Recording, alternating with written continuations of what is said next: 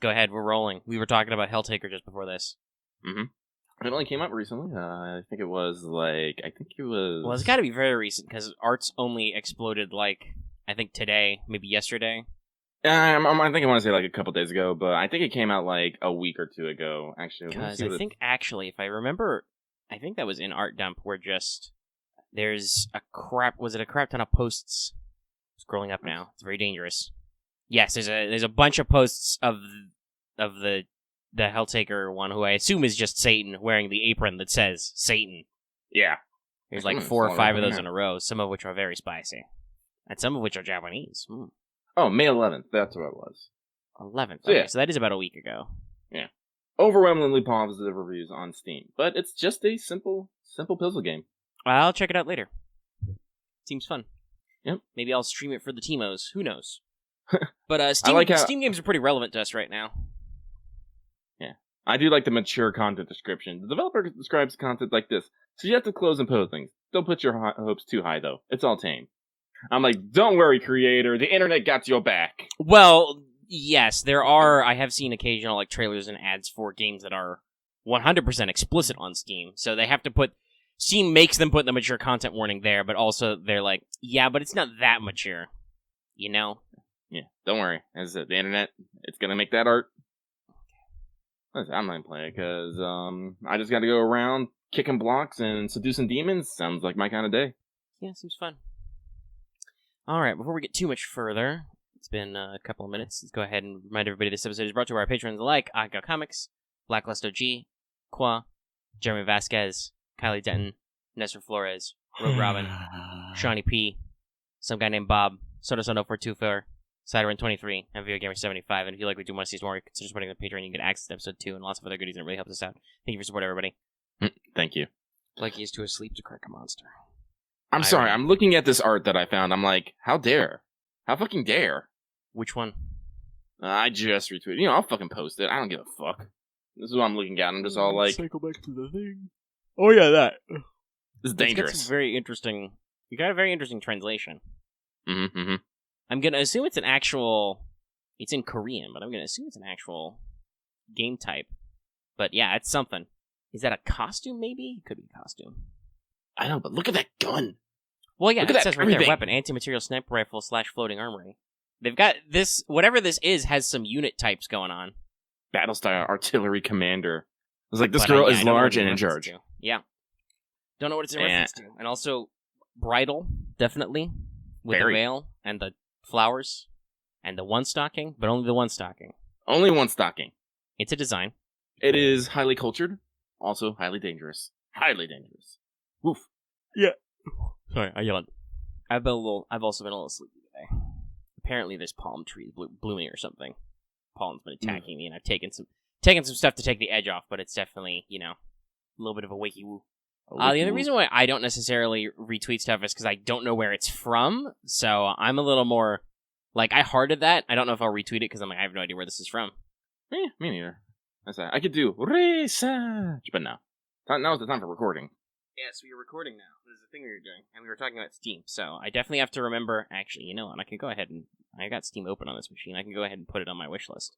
I don't want to start downloading anything while we're recording or anything, just in case that, it probably won't, my machine is pretty good at not fucking up when it does that, but it's just, there's no reason to shoot yourself in the foot, right? Mm-hmm. So, I will add it to my wish list, and I will download it later, along with many other things. Actually, that's a lie, I think I've downloaded most of the things I want to download. But I'm bringing up Steam because last week you mentioned that the Terraria update came out, but we couldn't read the changelog yet. We can now read the changelog, but it has a table of contents, so it's, Oh, they actually have an event PV. It's, got a lot of interesting stuff. We'll definitely be doing stuff there later, because did we mention, I think that was on Mike, Let's Talk FGO, the show that you probably watch. I mean, I don't want to assume statistically, but it should be that if you watch What's Up, you probably also watch Let's Talk, because Let's Talk has a larger audience, and is doing quite well right now. Mm-hmm. Technically, it's fallen to number 2 in the first 4 hours, but only just under a previous one, and it's still pretty good, going fast, going strong. Good episode. I figured it would be. A lot of comments, people talking about stuff. But I think that was on mic there where we talked about community playdate stuff. Mhm. Well, yeah, I don't know. You might have been able to see some of the stuff for Terraria, but the actual posted changelog was definitely down because it was so long it was on their forums and their forums crashed because everybody was trying to look at it. Because everybody's really hype about Terraria, and some still are. But we were saying on Let's Talk, that's the show. Because the other thing that I think I'm going to let you talk a little bit about, because you've been playing it a lot. I'm actually quite shocked you didn't stream it. I vote. I Democracy do it instead. But you've been playing a lot of 7 Days, which is on Steam. Mm-hmm. So I believe I joked in the episode that I need to reinstall it sometime because I do own it. Mm-hmm. And then you were like, no, the game we should play together should be Terraria. So we definitely have future ideas of that. And then I also joked about that because yesterday everybody wanted to play 7 Days with you. I also joked about how I had to reinstall that. Mm-hmm. And everybody was like, woo, yeah! And then I was like, well, now I'm going to make it sad because I didn't mean that to be a woo, yeah moment. So I'm like, because no one will play children's card games with me. That's not true. We actually played some children's card game earlier, but you'd be surprised how many times I'd be playing this and everyone's up playing children's cards games, though. Well, yeah, it pivots. I joked because naturally when you stream on our Discord, which is where you stream 7 days most of the time, and other games occasionally where we're not just... Well, we're just going to hang out with people for a while, and especially if we're going to do community things, we'll sometimes stream that to Discord first, rather than YouTube, just for the sake of, like, containing everything. As I say that, Lucky boots up 7 days. But, you know, whenever something happens, people just naturally pop in. They'll just naturally congregate into the thing, you know? Mm-hmm. So I joked last night while I was dicking around for a little bit before I got off, because everybody left to go play 7 days anyway. But I was like, I should start streaming me playing Edo Pro just to see what people do. Like, if I'm streaming in one channel and you're streaming the other, what will people do? Not as, like, a malicious thing, as just, like, I wonder, though. Because I often wonder that about the audience. You know, we have these little questions about the little thought experiments. What will people do? That's also, true. Yeah, it's a very spicy pizza you posted. Mm-hmm. That must be the new... Well, yeah, they're gearing up for 3rd anniversary, so that must be the new set. Because they showed off one for... Let me dig it up. It got posted a couple times in Gacha Games. I believe it's for Biloxi. Actually, close all this down. Let me finish out spending all my Arcanite sanity, because I need to get me a Lamalin. I got Malin, and I got, what's the other one? Lopetana? God damn it. I still don't have Dunkirk, though. Not since the first run. I still don't. This is what kills me. I already have literally a max limit broken Dunkirk.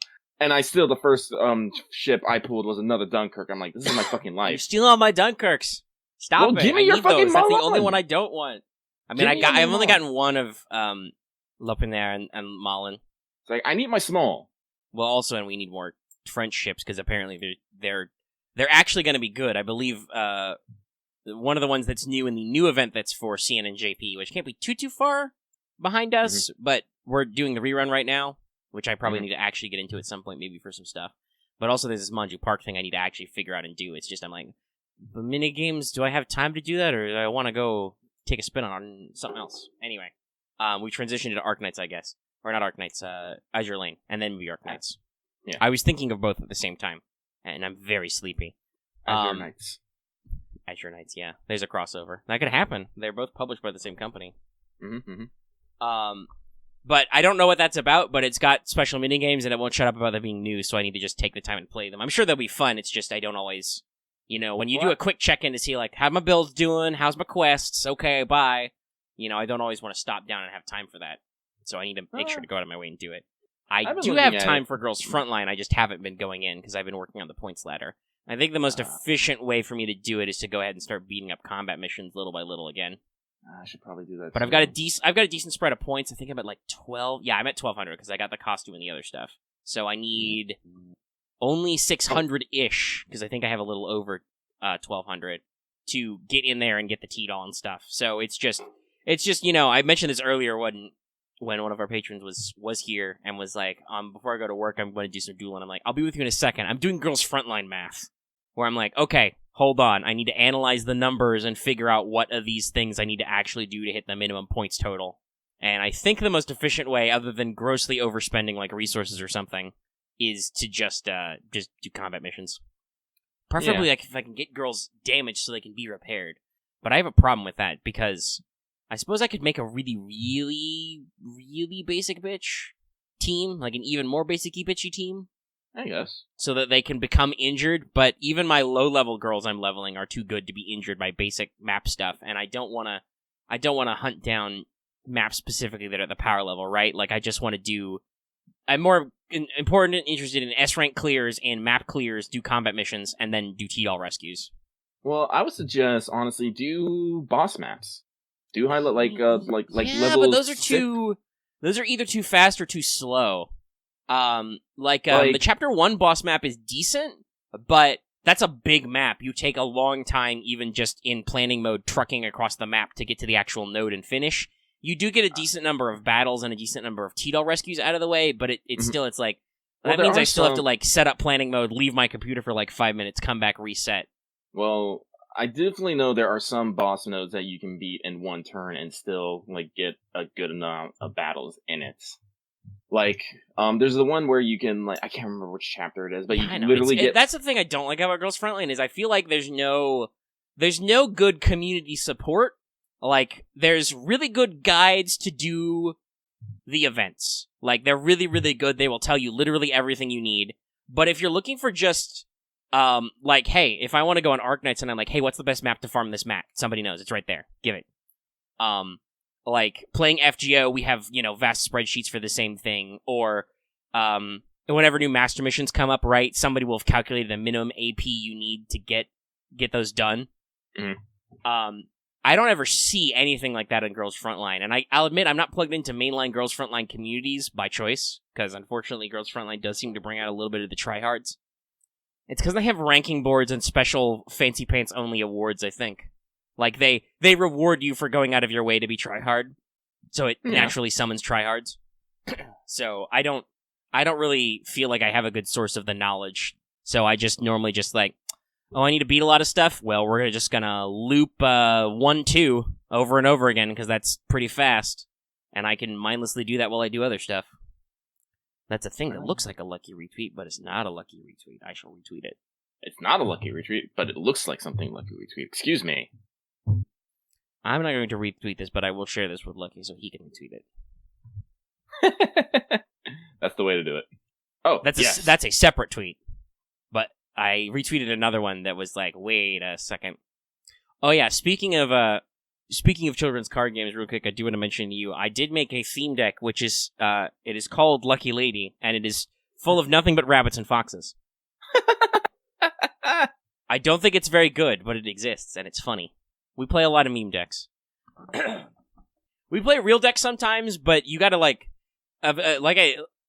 people might think it's weird that I play Legacy of the Duelist, which I yell at a lot, and people love that I yell at it for, 3 hours, and then I'm like, I'm gonna go play Yu-Gi-Oh! Now. And, you might think, Omega, aren't you tired of Yu-Gi-Oh?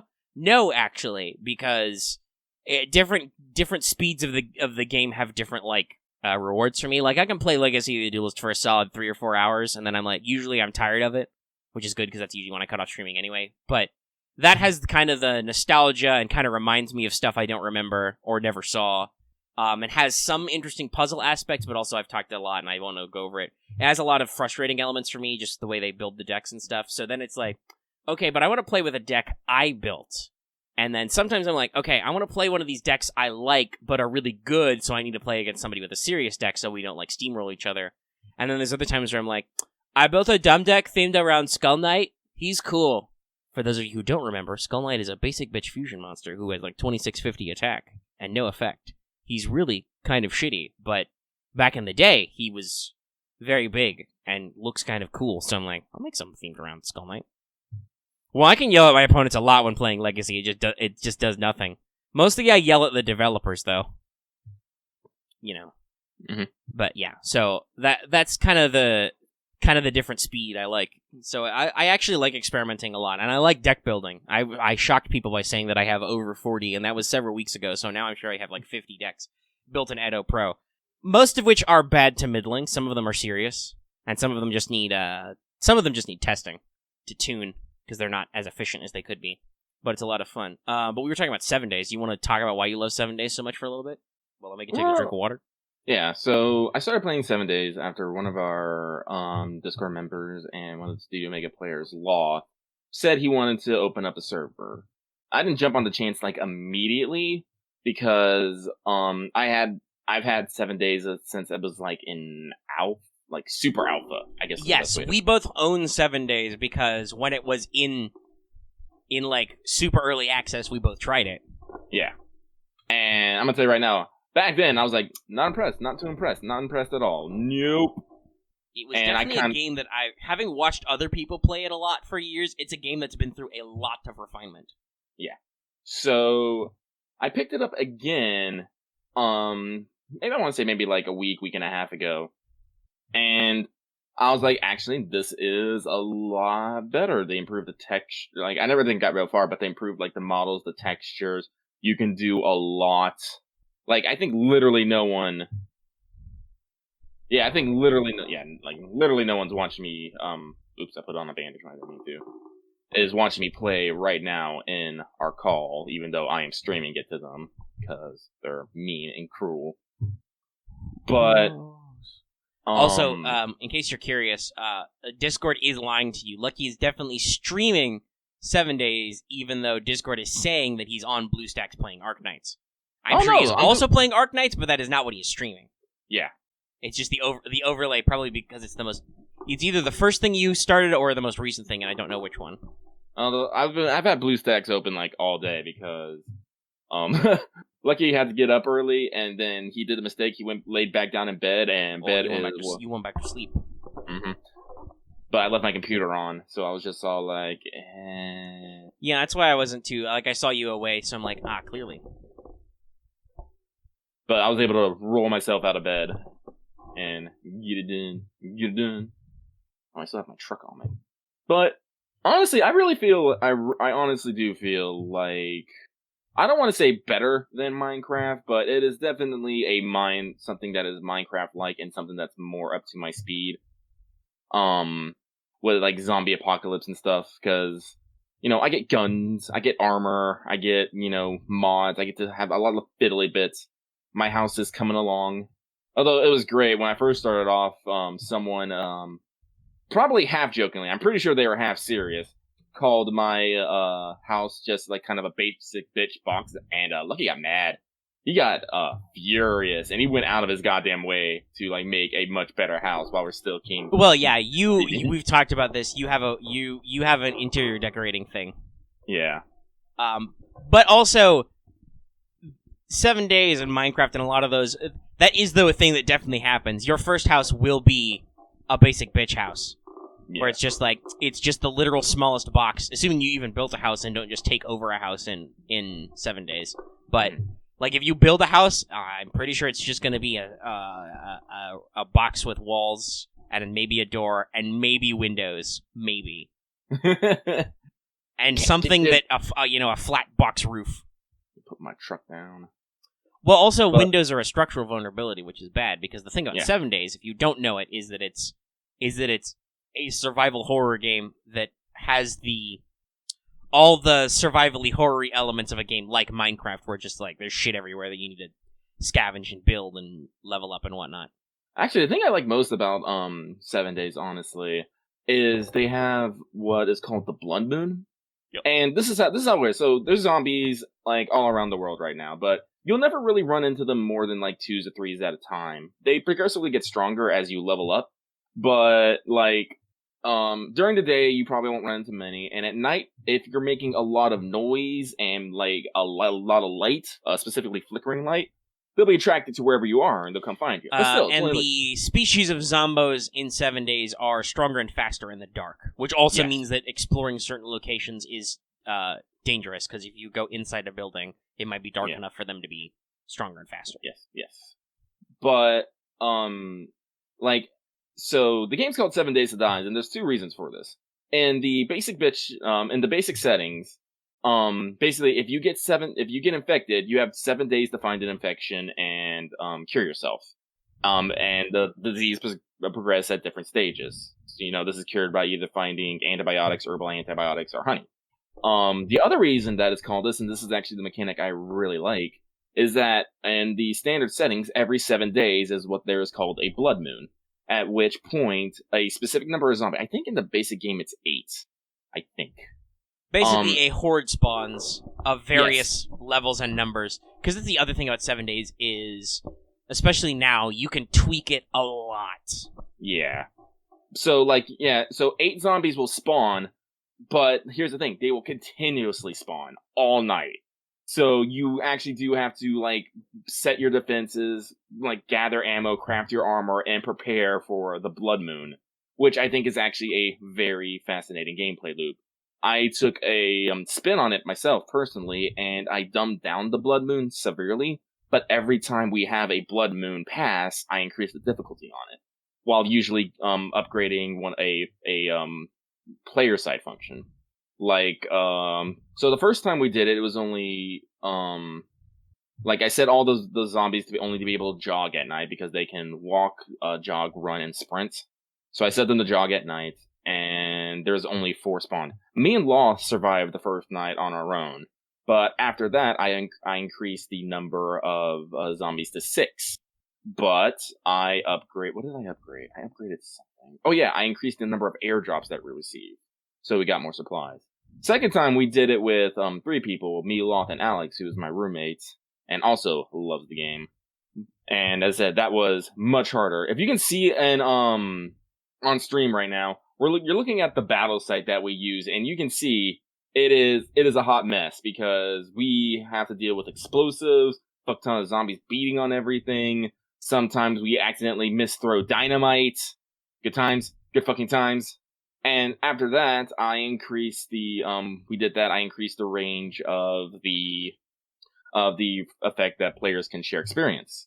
Third time, which came quicker, because after the second one, I decreased the amount of time from 2 weeks to prepare to 1 week.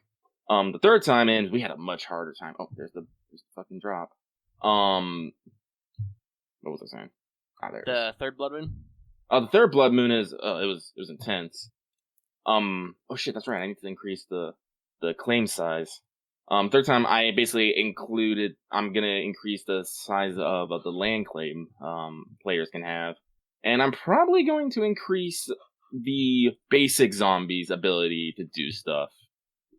So it's a little bit harder overall. Sorry, if anybody heard me explain, oh, there it is. I have a pen that suddenly ran out. I think it's because of the angle. I was like, what's going on? I used this pen earlier today. Sorry to interrupt, but no problem. I said something out loud, so I didn't want the audience to be confused. Got it, fixed it. So you increased the claim size? I increased the claim size, but I'm going to make the zombies be able to do more block damage, because that's something that's interesting. The zombies they're simple and direct. What I can tell from the AI is they'll usually key on things like, doors, ladders, stairs, and stuff, to get to wherever they can. They have limited pathing, but the thing that has always been true of 7 days is that, you mentioned block damage, is that everything is a type of block that can be damaged, the ground, trees, whatever, and that zombos will work on it. They'll just beat their way through it. And because they have, I think it's voxel-based physics, you need to have a certain amount of structural integrity, otherwise your shit falls in. Yep. Which means you don't want to necessarily build a second floor, so zombies have to crawl up to you, because if they knock out your bottom floor, you fall down and die. You don't necessarily want to dig, trenches or pits to catch the zombies in, because they'll dig through the ground and then you fall down and die. I've seen people go that way, where they accidentally create a zombie mine. Yep. So, yeah, so that's what I like, because it's kind of feels like, and I said, it's intense, especially on the Blood Moons, but it's fun. Every night of the fucking Blood Moon, there's just a sense of tension as everyone's constantly asking, how much ammo do you have? Are you good? Should we put more traps? And I'm just like, yes, I like this feeling. I very much like this feeling. Yeah, I think 7 Days is if you like this type of game, because it is very, very much the survival crafty open worldy game. Yeah. It is one of the big ones from early in that genre. Yeah. But if you like those games, I think after all these years, it's a very polished experience of doing post-apocalyptic zombie survival horror. Yeah. So, I guess what else can I talk about it? So they don't have, their crafting system is pretty extensive. They have a lot of, different crafting stations. They have kind of a tier of gear and equipment. I like that they have a level up system. I believe they added that later, a skill and level up system. Yeah, so as I said, like the max level is 300. I am currently what level am I? 86, level 86. I And think obviously losses are that's high. one of the things that you can tweak in the server settings. You can be Lex and super high EXP gain if you want to get levels faster. Oh yeah, and that's one of the things I totally did. But the interesting thing is the higher the cumulative level of the area, the stronger the zombie types are. So if you go too hard too fast, you might find yourself dealing with a lot more zombies that you're able to handle with, or not have enough gear to deal with them. We are fortunate that we are doing pretty good, I want to say. Excuse me. Well, I could if I wanted to. I'm pretty sure I could join in because I ran 7 days on a previous potato I owned, and I no longer have a potato. No more potato. I just have to remember. I believe both Loth and Vesper warned me I want to start it through the launcher and turn off anti-cheat because otherwise it'll eat your CPU up. Yes, that is true. So I could pop in some other time. I just need to figure out how to divide my time and focus on stuff because time management is a thing right now. I'm a little harsh on because I've got fun personal projects like I talked about it a lot on Let's Talk. I won't go over it again, but if you follow our APs and stuff, I finally did an AP session of my Fate homebrew with some of the community members. That's up. We're gonna do another session next week. But that actually playing that and testing it has kind of reinvigorated me to like poke the mechanics and keep working on ideas for homebrew servants and build out the library so I can keep figuring out the mechanics and stuff, which is fun. So I do that occasionally, off and on. I mentioned that a few times. Done some fun stuff. I'm still working on Persona 5 Royal. We might transition back to me talking about how I got in there. Mm-hmm. Not too much. I could probably summarize, but I won't just yet. I want to try Chimera Squad because I've got it, but I haven't worked in it. And then it's just, I'm trying to decide where I want to keep working on my anime stuff. Because I want to watch, I still want to watch the second gig of Standalone Complex. I haven't gone back and done that yet. But I've got a couple of different stuff to work through. So if we want to talk about anime, I can talk about some stuff there because I was watching some stuff. I have not been super caught up on Hamafuda. I feel like that's a show I almost like to binge a little bit.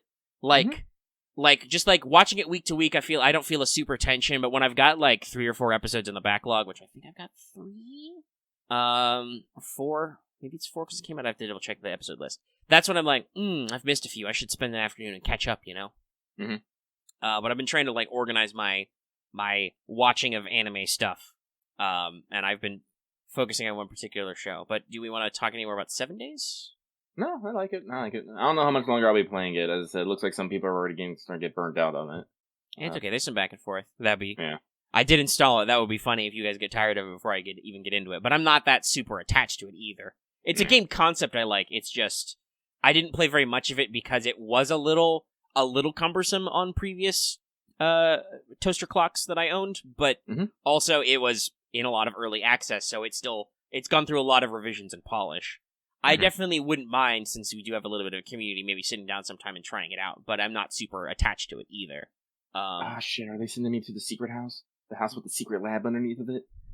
But the anime thing I've been doing, though, was I decided to take a look at the shows I was working on and then kind of go back and work back. So I have been, once again, trying whenever I have free time to work through JoJo's Bizarre Adventure. I have gotten through the first half of part 3. Because the OP changed and stuff. So they actually got to Egypt. That was the whole first half of the season. It's still kind of a fun ride. I've had some conversation with the community about it. Because I think I've talked about this before. JoJo is definitely a topic that people will get into and have opinions and feelings on. Oh yeah, they will. Man, we are really doubling down on the hell welcoming. But I definitely, so I watched I think the first 10 or 11 episodes, mostly in a pretty neat cluster. Then I kind of stalled. Yeah, we're in Stardust Crusaders. But then I kind of watched a whole bunch in a couple of big chunks, and it reminded me of a feeling I got that I kind of got back because I was the transition from Battle Tendency and from Phantom Blood to Stardust Crusaders when stands basically become a thing is a little weird. I think I've talked about this off mic, but it's kind of the first 2 are kind of a Phantom Blood is very much just a weird anime sort of gothic horror story, right? Yes. It's very Castlevania, in a sense, but it's still fundamentally gothic horror. Look at these guys, it's freaky. And then Battle Tendency is kind of like that, but it's almost much more pulpy and much more actiony because stuff gets a little more absurd, but it's a lot of fun and stuff. Then when we get to stands, then it's just a super setting. But it's one that doesn't necessarily have all its rules figured out, so it's very weird sometimes. Like, stuff's not necessarily consistent, and also it constantly has me asking the question, is this a stand? Not like, is this the work of an enemy stand? Like, literally, is this a stand? Because I had this feeling after getting a couple episodes back into part 3, and I was like, I've hit the point again where I'm asking myself, is everything a stand? And I'm like, and so at first I was like, I'm kind of surprised myself, then I was like, no, you had this thought before when you were watching, you just put it down for a little bit, because in case you forgot me, I say to myself, in the first bit, there was a boat that was a stand, which was kind of a big deal. And then it's just like, is everything a stand? And no, it is. There's a stand that's a gun. There's a stand that's a car. There's a stand that's a boat. There's a stand that's just fog. There is a stand that was a cave. Like, it's, nope, everything is just a stand. Everything is just a stand. There is a stand later that's a sword. I'm just like, nope, this fits my worldview. Everything is a stand. There's a dog who is not a stand, but his stand is a dog made of sand. A sand stand. Yes, I am too, Iggy.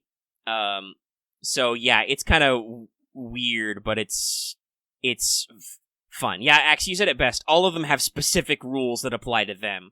They're very specific power sets. It's a very anime thing I've noticed with like comparing to, say, Western comics, right? Like, when you're dealing with Western comic book heroes, they have, they tend to have broad types of effects, right? Yeah. Like, oh, Thor is super strong, and Hulk is also super strong. They don't have special rules to their strengths, they're just strong in different ways. And, like, they have different stuff, like, Hulk is super, super invulnerable, whereas Thor is only a little bit invulnerable, but you know what I mean. And then they do different stuff. Thor can fly, and Iron Man can fly, but they fly through different methods, but they all fly. In a lot more anime-based stuff, it's usually, oh no, people who have unique powers have really unique powers. Like, who was the most... I'm trying to think, who was the most unique and weirdly niche stand I saw? There's a lot. Stands are very weird. Like, it's interesting how Jotaro gets Star Platinum. Devil's very niche. Honestly, Hanged Man's kind of weird. Where it's just it's a stand that is light, so it only exists in reflections. And they do a lot of really fun stuff with that. But, like, some people have really generalist stands, like Star Platinum, which is kind of bullshit. It's just really good at everything. On the other hand, that does mean that it doesn't necessarily have any weird bullshit powers. It's just really good generally. Mm-hmm. And similarly, Silver Chariot is also just really fast and stabs things. Like, I feel like other than Joseph, which is sad, because Joseph was really cool in part 2, and mostly he does nothing so far in part 3. Other than yell, oh no! Which I love, but also I feel kind of bad because, and like, he's got a robot hand, but literally everything breaks his robot hand. Yeah, Joseph is the plot device powers, but a lot of the protagonists' stands have generalist abilities. Like, Hierophant Green is just really good at long range stuff. He can slippy slidey and shoot Emerald Splash, which never misses, except all those times it misses. That is definitely a thing I've noticed with JoJo, is they have a lot of, this stand always does this. Oh no, my one thing stopped. It failed. I'm dead. Bah! Jotaro's theme music starts playing, and then he punches them 50 million times and then they explode. Well, that's because controlling people is evil, Tyranno King. It's very evil. Notice all the other evil stands which control people. But Silver Chariot's pretty balanced. Magician's Red just shoots fire. It's pretty good. I kind of like that power, but it's fun to kind of see all the stuff and do all the weird things. Hulk can leap and have invincible pants. So it's been interesting watching. What was the other thing I was going for? I was going to mention about JoJo. Oh yeah, the other thing is just that because I'm watching it in Japanese, obviously, but with the translated subs, there's some very, very funny callouts on the musicisms and writing around trademarks, right? Mm-hmm. Like, that happened in earlier parts, but it was still pretty subtle. Like, I think they changed Santana's name to San Viento, which means the same thing. It's just slightly different. SCDC is also, like, kind of, it's it sounds similar to what they're saying, and you can kind of get the point, but it's not. But I feel like part 3 is where we start getting, big coin flips in how good these localizations are. Because on the one hand, you've got, we're going to talk about that one. We'll talk about that one in a second. But the first one, I was like, on one hand, of a good example is you have when Dan shows up, he introduces himself very audibly in Japanese audio, Dan, Steely Dan, and the subtitles go, I'm Dan, Dan of Steel, and I'm like, that's hilarious and also still good. And then later there's the brothers who very clearly in the Japanese are Oingo and Boingo, but the subtitles translate their names as Zendyara and Mondyara, and I'm like, what the fuck kind of weird reach is this? This doesn't even sound phonetically similar. What are you even doing? Like, I literally don't get what what reference they're trying to make to write around the reference. Oh, is it from a different song? But I missed the lines because I'm like, I don't understand how this is connected at all. All I can do is hear that the Oingo Boingo Brothers. So it's really interesting to see those hits or misses because it's just funny, and I've heard that it gets more intense, but it's still fun. I'm gonna keep catching up on it, but that's the anime I'm focused on catching up on right now. Is working my way through that one. I still need to. Lucky has seen up through Diamond is Unbreakable, but he still needs to watch Golden Wind. So I don't know. Maybe when Omega gets the Golden Wind, I'll watch it so we can have something to talk about together. That's cool. Yeah, it could be fun. Working on stuff together. Mm-hmm. I've seen clips of Golden Wind, and it seems interesting. But we talk about book clubs and community clubs. But I feel like that is a thing where we get on. If we all watch stuff, we can all talk about it. We just have to be on the same page and like stuff. Yeah. If we have a difference of opinion, I feel like with anime, it can get pretty spicy pretty fast. But we've talked a lot about that too. Yeah. So there's no need to necessarily retread old ground. But yeah, that's the anime I'm working on right now. Sweet! I finished the. See, that's a clever localization, Devilish. Translating dirty deeds done cheap, or done dirt cheap, technically. I don't know if that's the actual full name, as filthy acts at a reasonable price. That's a good one. Because that means the same thing, and that's close enough that you can be like, wait a minute, I understand this reference. I get that reference. Well, also, you obviously get, much like Dan of Steel, I'm like, I see what you did there. That's funny, but also sounds very Japanese. But yeah. I think I mentioned that I watched... I definitely mentioned it off mic. I did kind of, with all my card game spike, I went back and I watched the Yu-Gi-Oh! 20th Anniversary movie, Dark Side of Dimensions. That's pretty good. It's a pretty good movie film for Yu-Gi-Oh! Yeah, Loth knows I watched it because I played the boss deck from that movie, Cubes, which is silly and very cubey. But it was a very interesting one that does a lot of characterization. It's almost a movie more about Kaiba than it is about Yugi, which is very interesting, because Kaiba was always the more fun character, let's be real. Though it's kind of funny to see, because it's supposedly because they got the actual author, Kazuki Takahashi, involved in writing the movie, because it was an anniversary. So it's really more based on the manga continuity than the anime one, but at the same time, Lucky, I don't know how much of the original Yu-Gi-Oh! You paid attention to, if any. The manga? Well, the manga or the anime? Yeah, I got a fair bit. Oh, hi. So in the anime, Kaiba Corp was pretty advanced. Kaiba has his Blue Eyes jet. They've got all the virtual reality pods and shit, right? Yeah. In the manga, the most advanced thing he does is build the dual disc. So it's really interesting to see in Dark Side of Dimensions, which is more based on the manga continuity because of certain bits about the finale and stuff. But at the same time, Kaiba has a giant fuck-off space station attached to a space elevator, which is shaped like his company logo. Which he built so he can 0G reconstruct the Millennium Puzzle in 5 minutes. It's great. It's a really good movie that does a lot of classy nostalgia stuff. It's pretty fun. It has some remixes of some of the classic music in either form. And yes, they did some interesting stuff with the dub writing. They slipped a couple of jokes in there, but they also keep the tone a lot. It's very interesting to see. But yeah, that's just a mention that I did actually watch that if people want to yabber about it in the comments. I don't know if I agree 100% on that, Loth, because they give Kaiba more zingers, I think, in the dub, but both are still really good. If you literally compare the scene where he bullshit summons Obelisk, which is great, in both versions, they have slightly different things, but they're both pretty spicy. Kaiba's a really interesting character, and I like him a lot. In the anime especially, they made him more of an anti-hero. In the original manga, he's behind the like death game stuff, and he's much more of an asshole. But that's because the original Yu-Gi-Oh manga is 1, focused on more games, and 2, way darker and creepier and weird. Like, I think it gets a little more even keel as it goes on, but the early game stuff is very super brutal, which the anime is not. Though, the Japanese anime is more brutal and metal than the American one, because it's like, ooh, this saw blade will cut your soul! And then the Japanese, it's like, yo dog, this saw blade will literally cut off your legs if your life points get too low. It's a horrible hell game. And I'm like, okay, so the Shadow Realm sucks, but also, people get let out of the Shadow Realm and shit all the time. There's no coming back from just getting your legs hacked off by an evil saw blade. No, there isn't. I mean, my first clue that maybe something was off was fucking Yugi's literally in like a bondage suit, like, most of the time, so I'm just like, Yeah. Everybody's very... Like, you can see, even in the clip there, you can see the... Well, yeah, there were some dark games. The Shadow Realm thing was something they made up for because they needed a way to banish people or whatever them, because they can't kill them. Because there's a lot of death in Yu-Gi-Oh! But I was about to say, even in that clip that's posted, you can see the lower half of Kaiba's iconic blue trench coat outfit, and notice how he's wearing, like, 5 belts. I think it's literally 6 belts, actually, for well, 7, technically, if you count his real belt.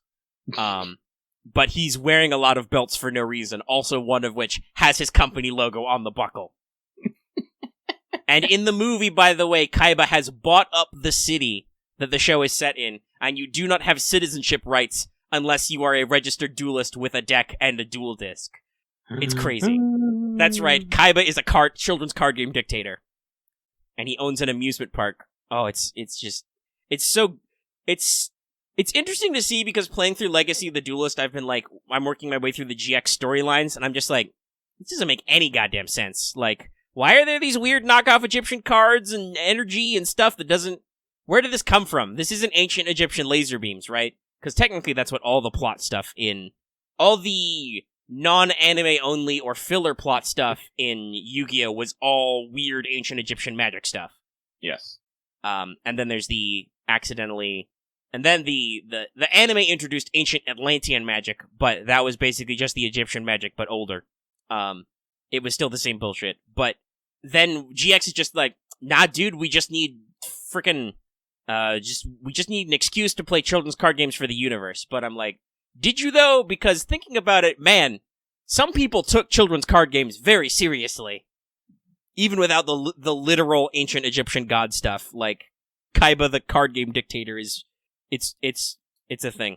There's a lot of meta text we talk about with Yu-Gi-Oh! Like, I joke that, like, when you're born or when you sign up, you must, you have to, like, pick your deck archetype and only you can use it, because the way the anime is set up, every one character has their one deck archetype, and almost nobody copies their thing.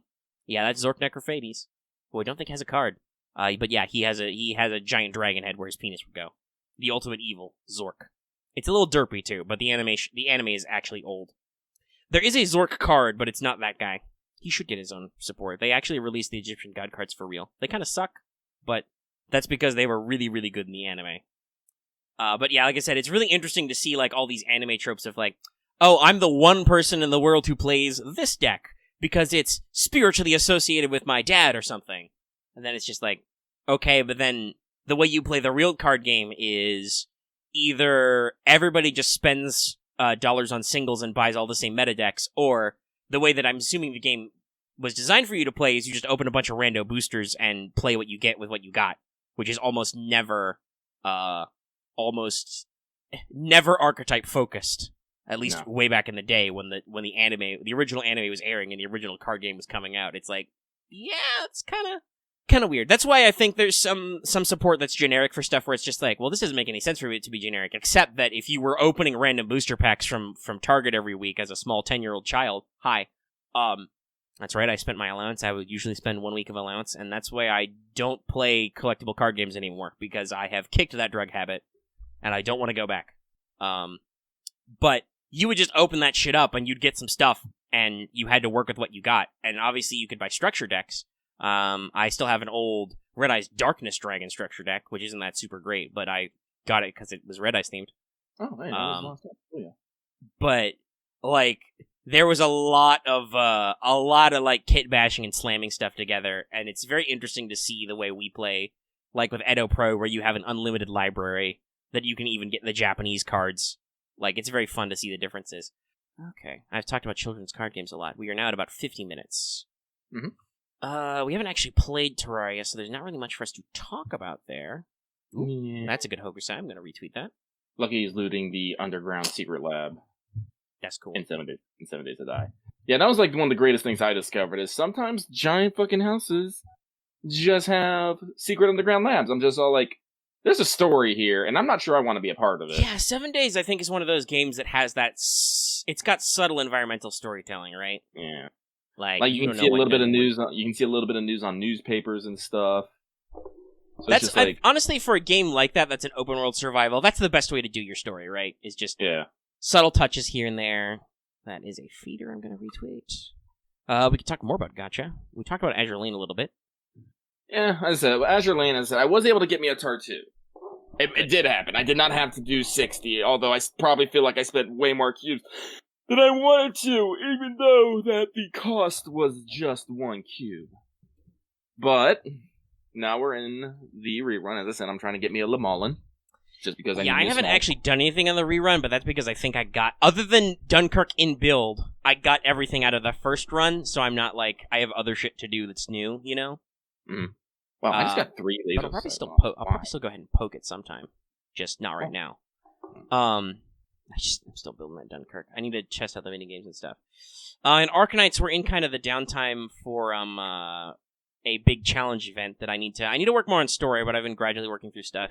But the big news, I think, for Arkanites was they added a bunch of new FTP ups. Mm-hmm. So in the credit store, we have Durnar, who is a 4-star defender who does arts damage. Mm-hmm.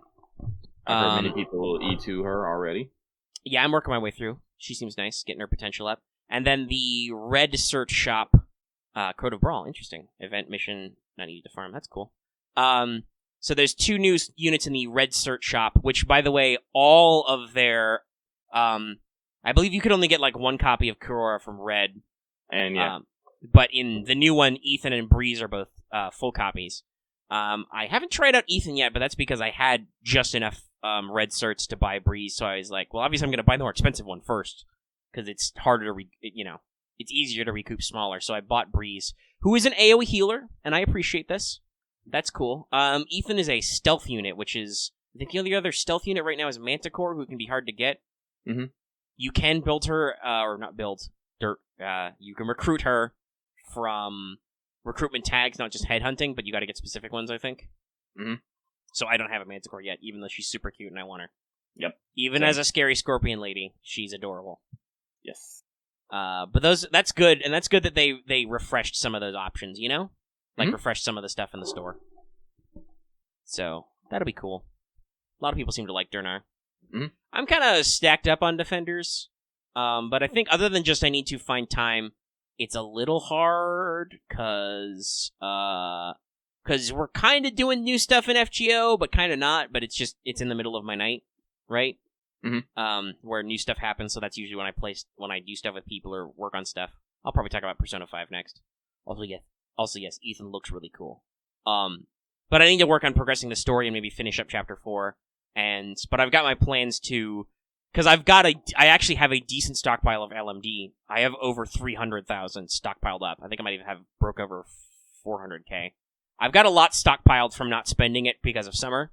So I'm pretty ready to blow all that on maxing out all my core ops and doing at least 1 E2, probably several if I can get all the mats. My first E2 is probably going to be Lap, just because... Oh, God, Lapland and... So I was a little anti-meta when I first started playing Arknights, but then I was just like, oh man, but Arknights is hard sometimes. So Lapland and Silver Ash have saved my Tukas a lot. And honestly, I've been using Lap more than Silver Ash lately. And I got pretty lucky and I got them early, so I've been using them a lot, so I'm like, God, I really just want my enemies to, fuck off and die? Which Lap is good at. Lap is very good at making your enemies fuck off because they can't do anything, so I want to E2 her and maybe some of my other cores.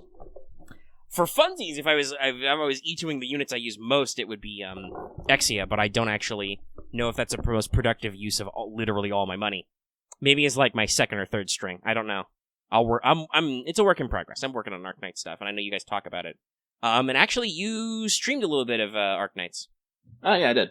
Because last Thursday, it was my stream day, and as because I am gracious and benevolent, I put up a bunch of options and let people vote for them, even though I surely tried to weight the vote in a particular direction. It did not work. You people are mad lads. Well, yeah, so you put all gacha as one category, and did not say which one it would be. Yes. Actually, I can check, because it's on our community page. It's not the latest thing you posted, but it is a thing you posted. Mm-hmm. Oh, I opened up Studio. The latest episode of Let's Take F2 is back to number 1 on the list, so it's doing goo. Yeah. I think it's gonna wrestle with the previous number 1.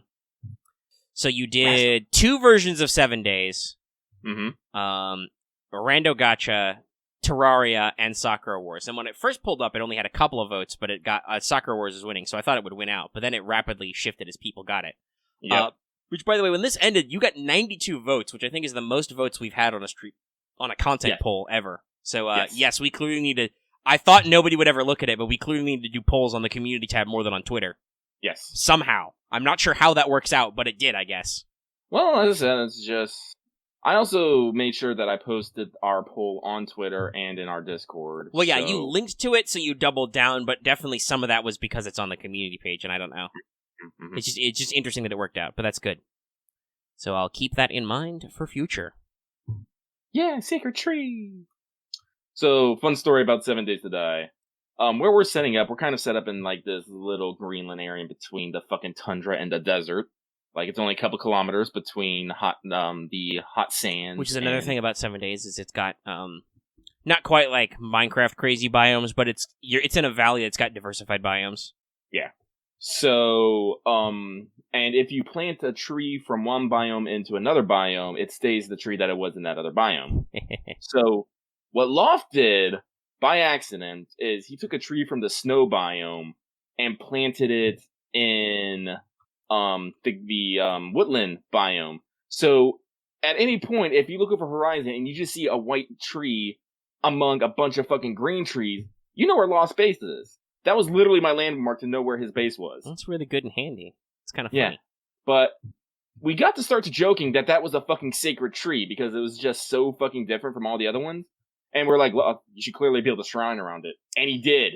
Okay. And so also, now that's our... well, yeah, finish your story, because there's a chat question going on I want to address.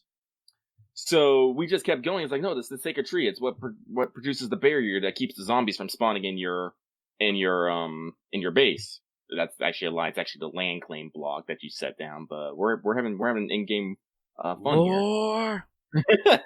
And so, of course, me being me, I was like, well, I'm gonna need me a fucking sacred tree too. So I planted one, and I made me some fucking Torii gates to go with it. I'm like, yeah, I'm real weeping now, motherfuckers. It's great. To briefly reference card games, that's another thing I really love is the lore. I've done a lot of dumb stuff with the fact that, like, God, if you understand Yu-Gi-Oh! And you understand this reference, let me know if you agree that we need a fucking World Chalice anime. There's a series of archetypes, Lucky, that basically over the course of, like, the equivalent of several seasons tell a giant story arc, which is actually really interesting. And have really good designs. It's really cool. That's cool. But yeah, so people were talking in chat about why do people stream on Twitch. That's because Twitch being a primarily a streaming platform, like having actually used it a little bit, their support for just uploading videos and for like clips and backlog and stuff is actually kind of it's not as sophisticated as YouTube because that's not what they're there for. They're not there for you to host videos forever per se, or to archive streams forever necessarily, unless you really want them to, but that's not their default setting. But what they do is that because they're primarily streaming, they're super open-ended. YouTube being owned by Google and all that stuff and being more sensitive about AdSense and stuff doesn't just let any asshole stream. Like, you have to actually, like, have built up followings and recognition so that they know that you're a real person because they don't want you to just, start streaming random shit because there's too much video on YouTube for them to police it all. So honestly, that's probably why people stream on Twitch is because you can do it with a lot less excessive, a lot easier. Like us, it's not. We're already past all our humps. We've taken all our lumps. We're YouTube partners. And so for us, streaming on YouTube is pretty easy because that's where all our content and subs are. And it just, honestly, streaming to YouTube is not super hard. I know that's, like, I don't know about all the high-level integration, because they don't have, like, Twitch's, like, bits thing or cheers, right? They don't have, like, microcurrency or whatever. Though you can do super chat and stuff and tip. And they do have memberships and emotes now, specifically for YouTube. They caught up on that. So I don't necessarily know about all the back-end tools, but streaming, if you can actually access YouTube streaming functions, it's pretty simple and fairly reliable. We don't have a lot of complaints. Like, honestly, most of my problems, I can't tell whether they're YouTube's end, their OBS's end, or just my end. But that's because we're in weird times right now. They had a pizza earlier, and it's catching up with me a little. Just a wee bit? Yeah, it was a little greasy. Yeah. Drink water every day. Drink water all the time. But, yeah, so that's just, like, why people can get into Twitch easier. But YouTube is now realizing that they don't want to lose streaming, so they're shoveling out a lot of money to get exclusive stuff like Overwatch League. I think they locked PewDiePie into exclusive streaming on YouTube recently, stuff like that. They're not big digging as hard as Microsoft is with Mixer, which isn't getting them nowhere. Because Mixer scooped up like Ninja and a couple of other big Twitch names for a lot of money, but I don't think that's paying off for Mixer. I'm certain Mr. Ninja is enjoying the fat paycheck it wrote him, but like, honestly, from what I understand of audiences, yes, if you have big brand name recognition, like if we were like, sorry, we're not on YouTube anymore, we're going to Vimeo, we'd have people follow us. We're gonna go to Dailymotion, even though does Dailymotion still even exist? Might have gone defunct. Or whatever. We'd get some people. But depending on how easy that switchover is, we'd lose a lot of audience just because then they'd have to figure out how to sub us, how to follow us. Oh, they have to go to a completely different website that they didn't go to before, right? Yeah. Like, it's a whole thing. So, we talked about this, like, because, like, Epic Game Store has been giving away a lot of free games for some reason. I don't know. Maybe Fortnite's not making them enough money anymore. I don't know what they're getting at. I mean, like, I'm just, like, I'm not 100% sure why right now they're doing a play for market space, basically. Yeah, mindshare, I guess. They're just trying to get more in people's minds because it's been a while since we had anybody yell about Epic Game Store. I guess that's been a while since there was a major release that was exclusive to it. I mean, they got me. Like, they got me to sign up because, like I said, I have Grand Theft Auto 5 now. I just got Civ, 6 for free, and they gave me a $10 coupon. Run Grand Theft Auto 5 real good. Grand Theft Auto 5 is a little old. I had it for PS3 actually. Yeah, but they keep putting out shit for it. It's making Rockstar shitloads of money because of its online components, which are really good. They've like completely abandoned single player DLC. Like even Red Dead 2 wasn't as big for them, and they tried to set it up so it could be, but it wasn't as big for them as Grand Theft Auto 5 and Grand Theft Auto Online.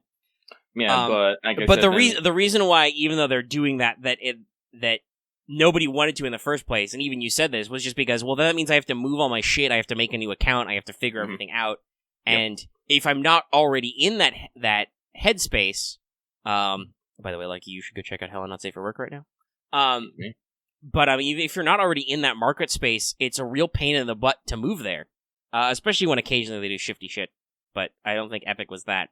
There were some security concerns, but I don't think there was anything that really went anywhere. I think it's just that most people don't like the exclusivity. Just because most people who are on PC didn't want to deal with exclusive shit, and then now they do. Though also, I bet you can't get... Well, actually, I don't know if Helltaker's slightly spicy, but you can't get spicy games on Epic Game Store because those guys are snob assholes, and I won't let them forget that. Nope. Sorry, that's one of those things that gets me really... Like, I understand propriety. Like, Omega doesn't retweet certain things on his Twitter because people acknowledge it and can see it. But at the same time, I'm like, yeah, no, we need to get over some of this prudishness hang up a little bit in our society, and just stop being so weird and repressive, because that's really what I think fucks people up, is not being able to find good ways to express themselves. Mm-hmm.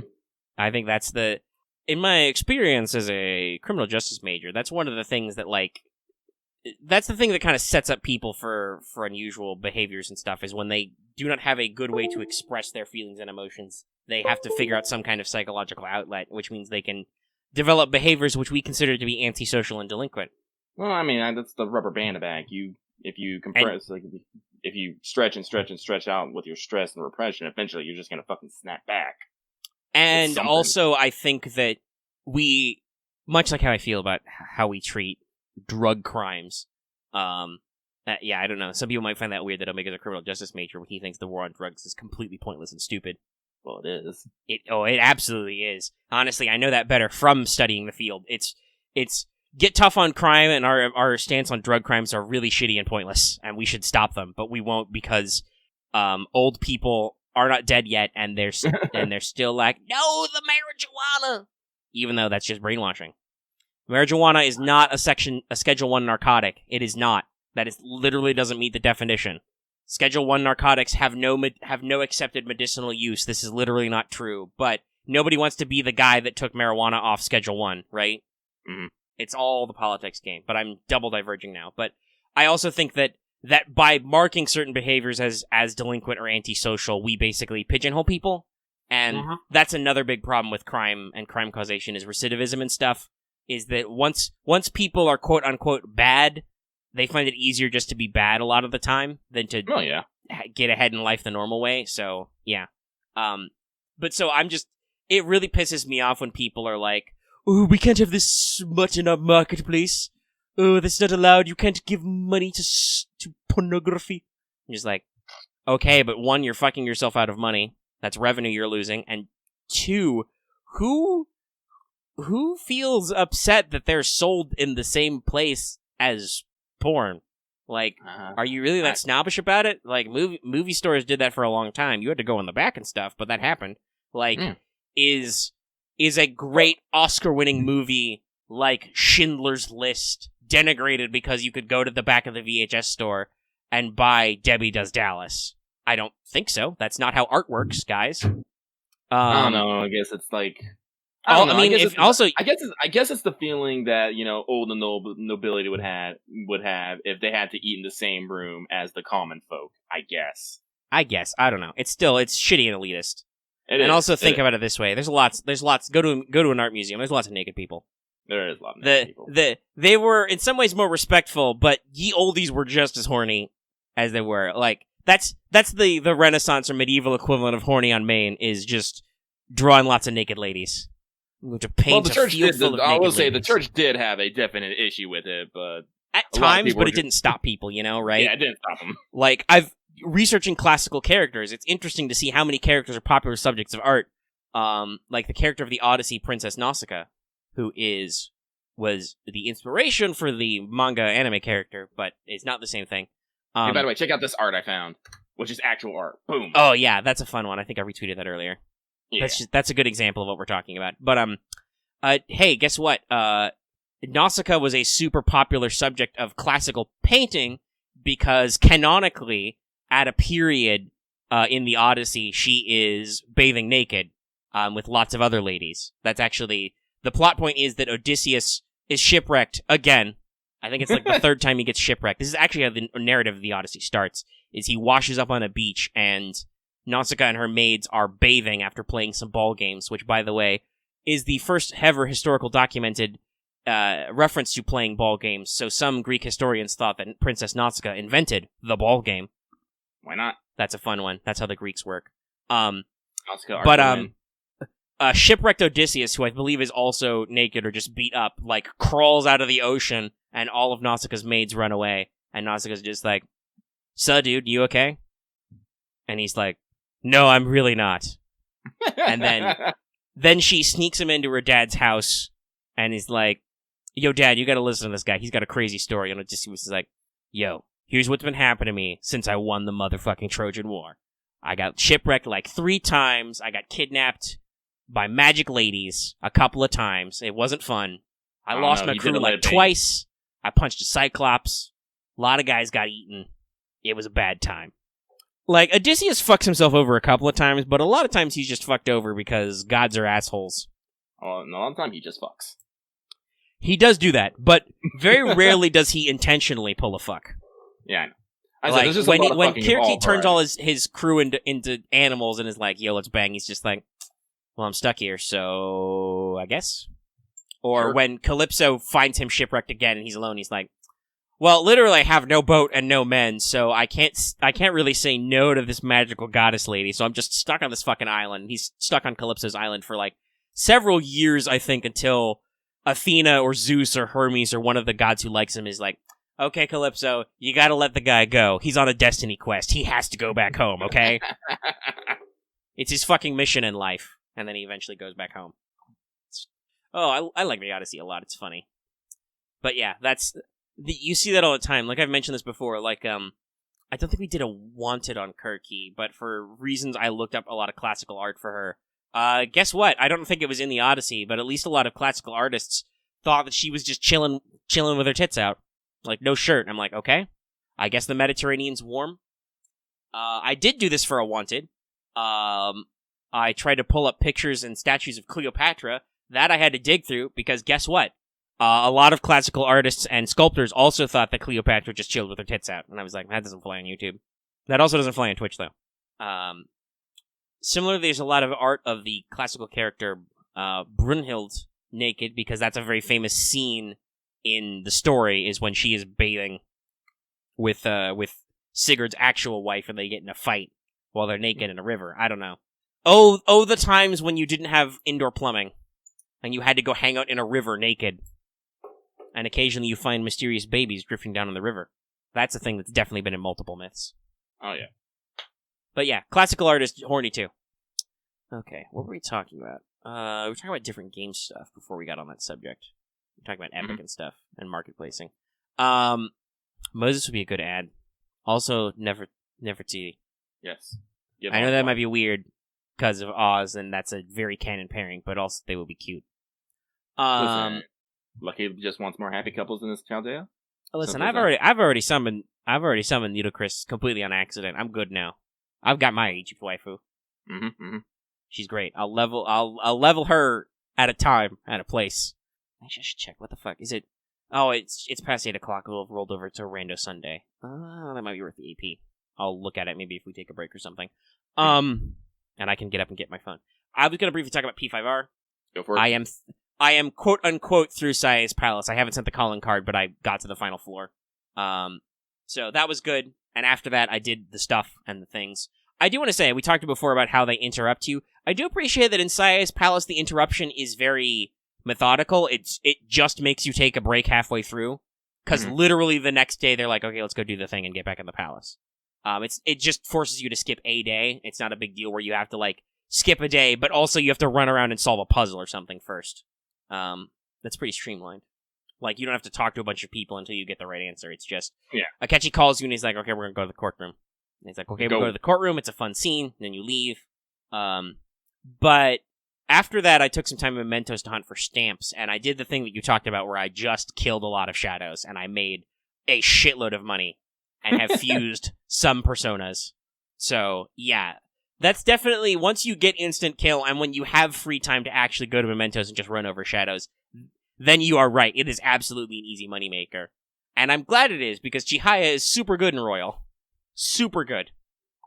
You mentioned that I think last time we talked about it, but I hadn't actually done it yet. But yeah, now I'm just... you hadn't known about the... No, I hadn't actually tried to use her spread yet, but... Because I'm pretty sure in the original one, doing her, like most activities, took up a time slot. Now, you could do it in the afternoon, but that was still bad.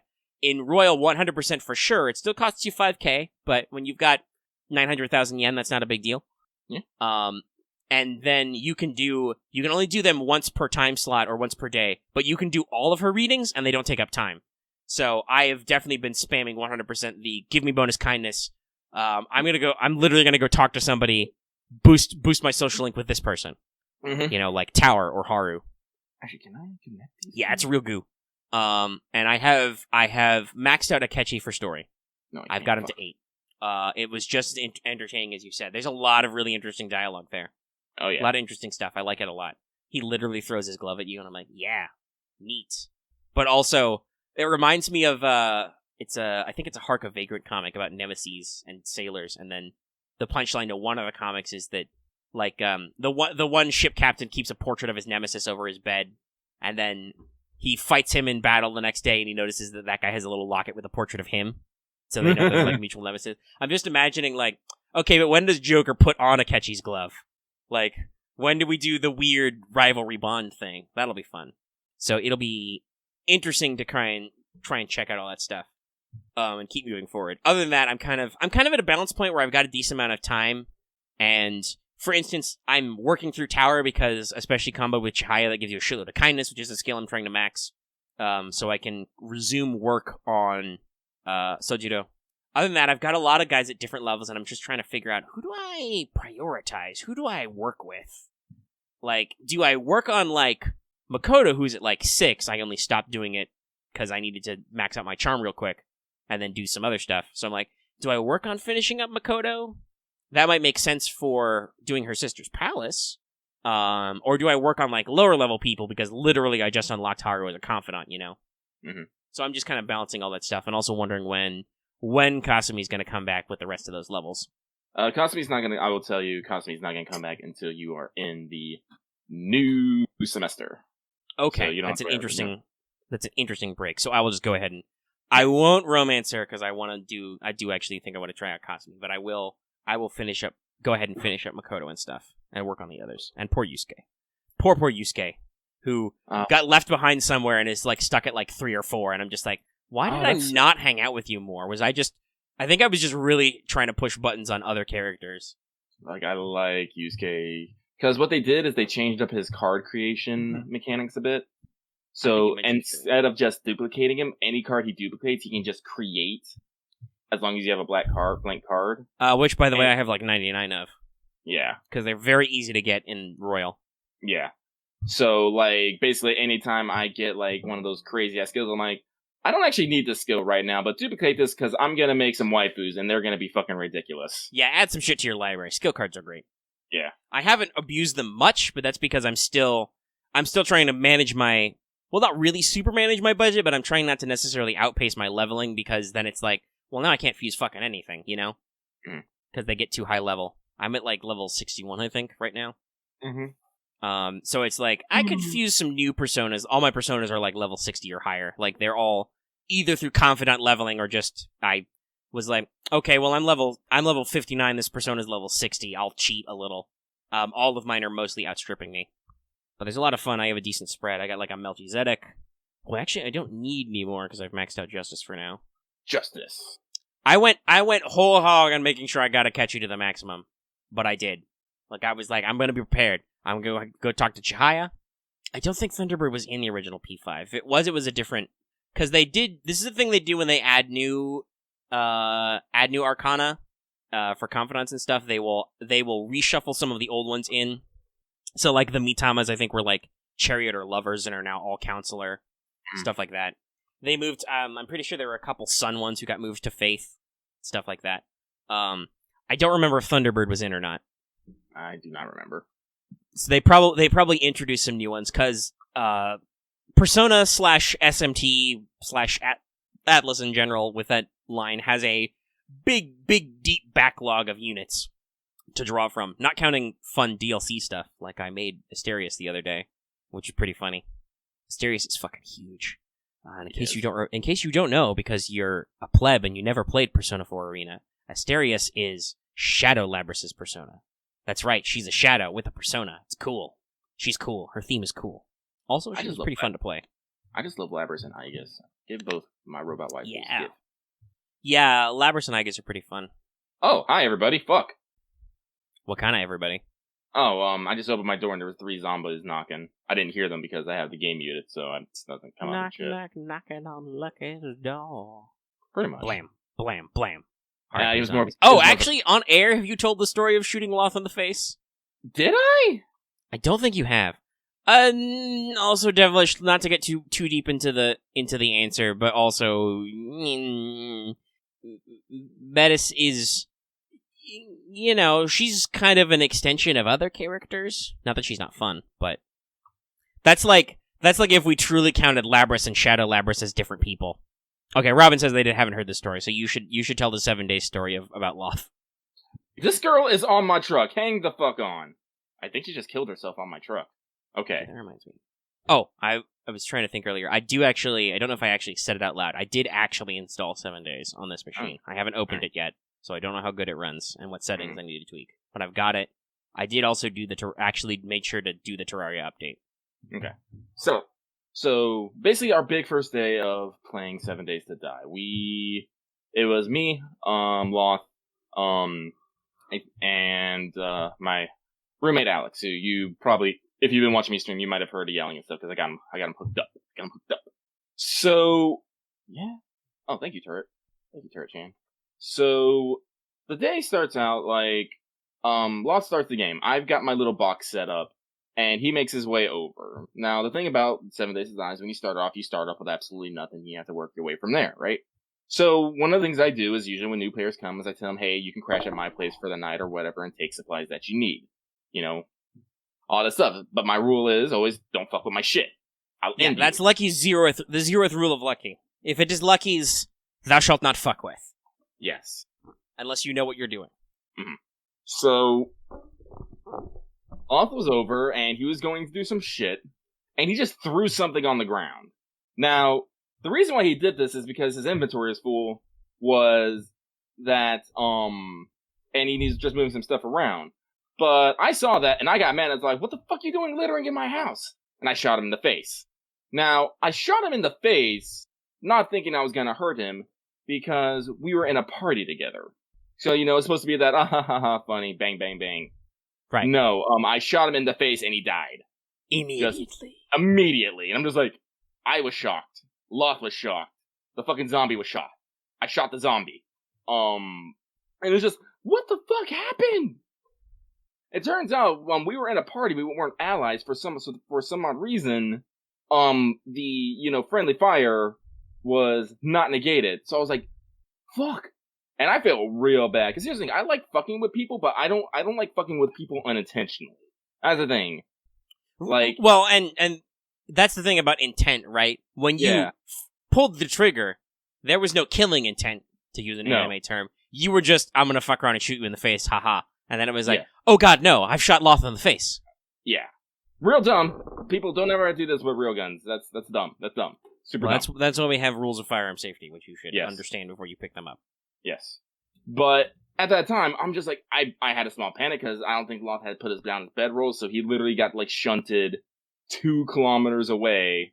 And night was falling, so I was like, fuck, I have to go get him. I have to go put on my backpack. Loth, I'm coming to get you. Loth's like, no, it's fine. It's like, no, Loth, I feel bad for this. I'm making sure you get back. And I did. I went out and got him in the middle of the fucking night. I was just all like, no.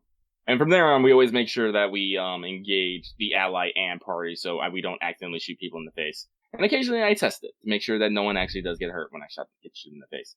Although I did spook a Vesper once. That was actually pretty great, because Vesper was playing at one time, and I went to go get him in the middle of the night. And I saw him, but I'm pretty sure he didn't see me. So I just sat up and started firing crossbow bolts, and Vesper was like, is someone shooting me? I'm saying nothing. He's like, lucky. And I was like, heh. Because apparently... to do your trolliest would have been to channel your inner Vesper and go, no. Why would somebody be doing that? No offense, Vesper, but that's what you do. But, let's see here. Oh no, if I wanted to truly fuck with someone, I would put down landmines, because landmines don't give a fuck about anybody. Unless you have a specific perk. I've killed myself on my own landmines before. That's how little fuck they give. Landmines truly be, are you approaching me? Well then. Ah, yes, the true indiscriminate weapon. Mm-hmm. Oh, hi. This is why I'm not good with playing team games, because I have a very itchy trigger finger, which in these games saves me a lot, as I literally open up a door, I see a zombie, I shoot it, and then it's like, oh, that was a zombie. Right. You your lower brain processes the threat and pulls your trigger finger, and then you stop and calculate, oh, that was a thing. Yes. In games that do have friendly fire, yeah, I'm horrible. Don't play with me. You will die. Oh wait, my electric fence is on. I don't want to go underneath my house. Oh yeah, 7 Days actually has some fun things. You can actually get electric traps, like blade traps, dart shooting traps. It's fucking fun to let you do stuff like that. Yeah. Right now I'm upgrading my house deck to concrete, because with the last blood moon, some of my porch took damage. So I was all like, I need to reinforce this a little bit so that they don't break it so easily. Ugh. Like I said, but I'll probably be thinking about getting into Terraria here soon, especially if people aren't on keen on 7 days anymore. I'm not gonna uninstall it because I'm having a blast. I can play it by myself. I don't need people. No, that's the beauty of games like that, right? Like you need to mix and match your stuff and understand with people and without. Because that's like thinking about it with, like, for instance, with Edo Pro, which is children's card games. Okay, I can kind of play that alone, but only versus AI. That's definitely a thing where, like, oh god, if people stop wanting to play card games, that's kind of a bummer, because I've put a lot of effort in there and I have nothing to, I can only play against AI so much. Mm-hmm.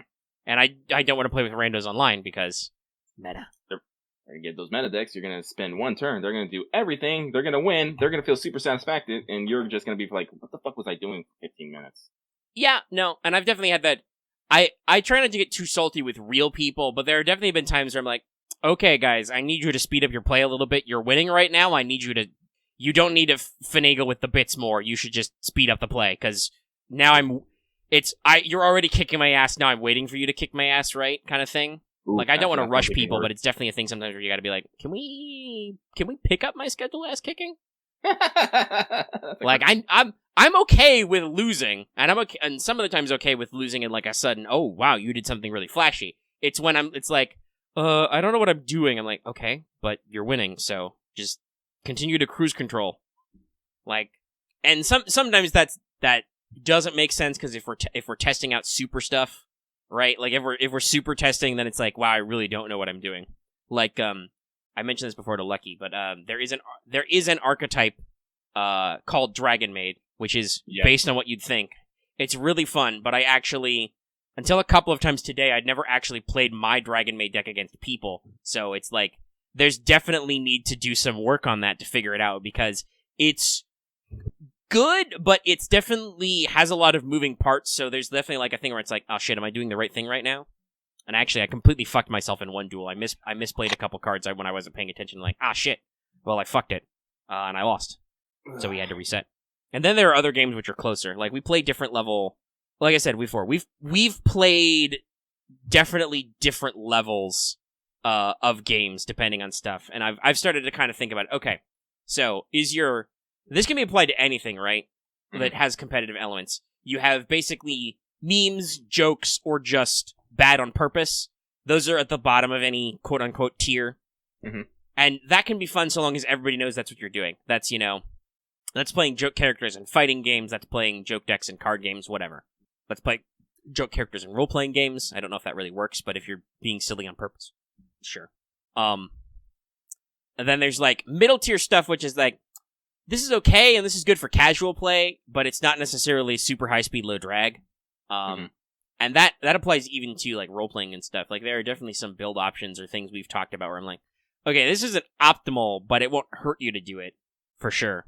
And then, for us, I think in the community, our usual high tier is like, okay, does this have, depending on the game, either modern or efficient gameplay that is cutting edge and useful and consistent? And then, depending on what you're doing, we need to make sure that everything is good. Because if you start to get optimized, actually, this reminds me a lot of conversations we've had about our Star Wars RPG sessions.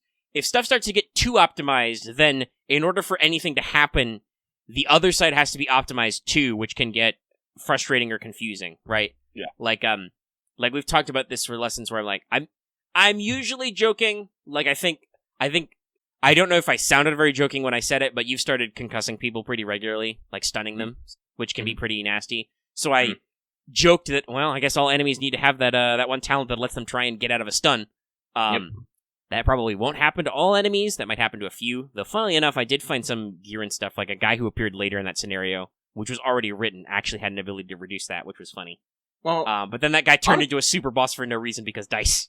Well, but honestly, there's definitely like, some of that back and forth where it's like, okay. Well, honestly, I like how you handled it with the Scorpiconda when Aramon got the concuss off. It just fucked off, and then it came back in a super dramatic way, and it was intense.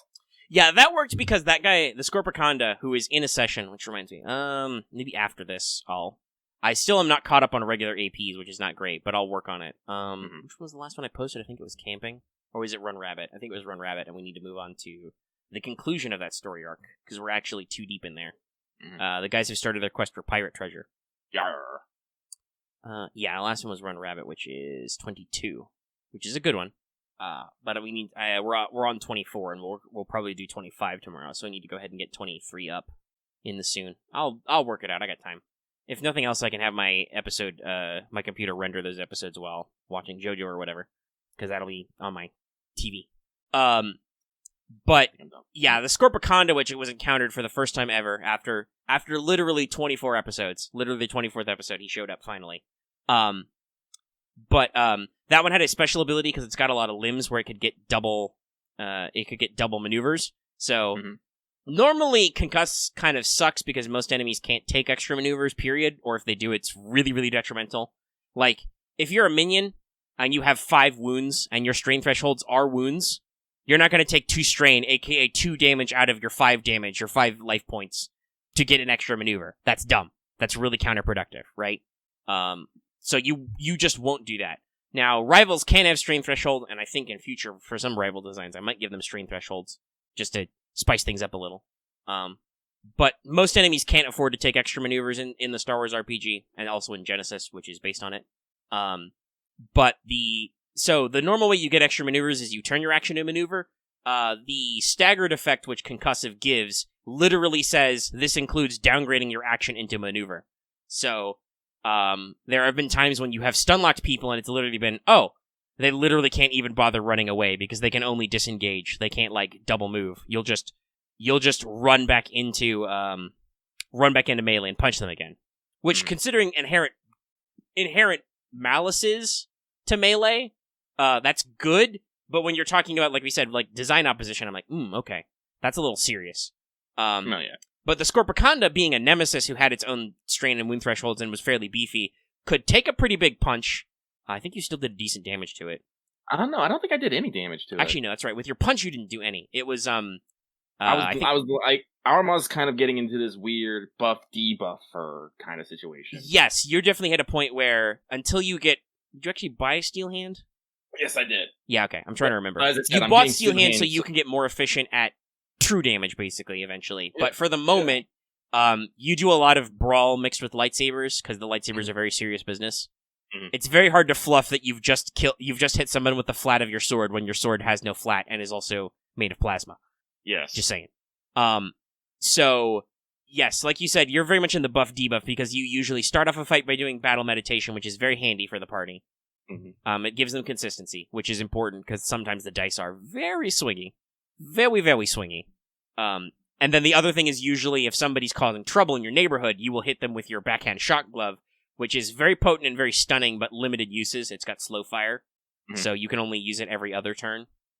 And you won't necessarily hurt enemies with that, but you will definitely stun lock them. And then there have literally been times, I think that's in the episode that just came out, 22, where you stun lock that guy. I'm like, well, all the minions are dead, and this guy's stunned for 2 turns. I think the combat's just over. You want to just sit him down and talk to him, and you're like, yeah. I'm like, okay, well, then the combat encounter ends, because he can't do shit for 2 rounds, so it makes perfect sense to just end the encounter. It is over. But the Scorpiconda, no, the one who didn't get up pretty good was actually Camo, who busted out his sniper rifle for the first time in a while. We've been pretty close range, but he actually had his big gun out. I think actually, maybe not you, but I think a couple of the boys were surprised when it went down after you actually shot it, you only actually hit it 3 or 4 times, and were kind of surprised it went down. But yeah, I very was. That's because Camo did a pretty decent damage onto it with his first shot, and he even did a crit, because he rolls very goo.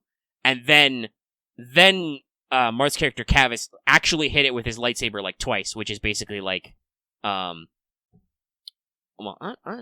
it was at close range. Point blank might have, because you can do point blank and double damage. You might have been able to do decent, but also you have less piercing on your pistols, so I don't know. The Scorpion had a lot of soak, but that's the beauty of lightsabers. Lightsabers have that true damage effect usually, breach 1. So, actually poking him with lightsabers really whittled down that HP a couple of times. But I think that was fair, because it was very intimidating and very damaging, but it also went down just as fast.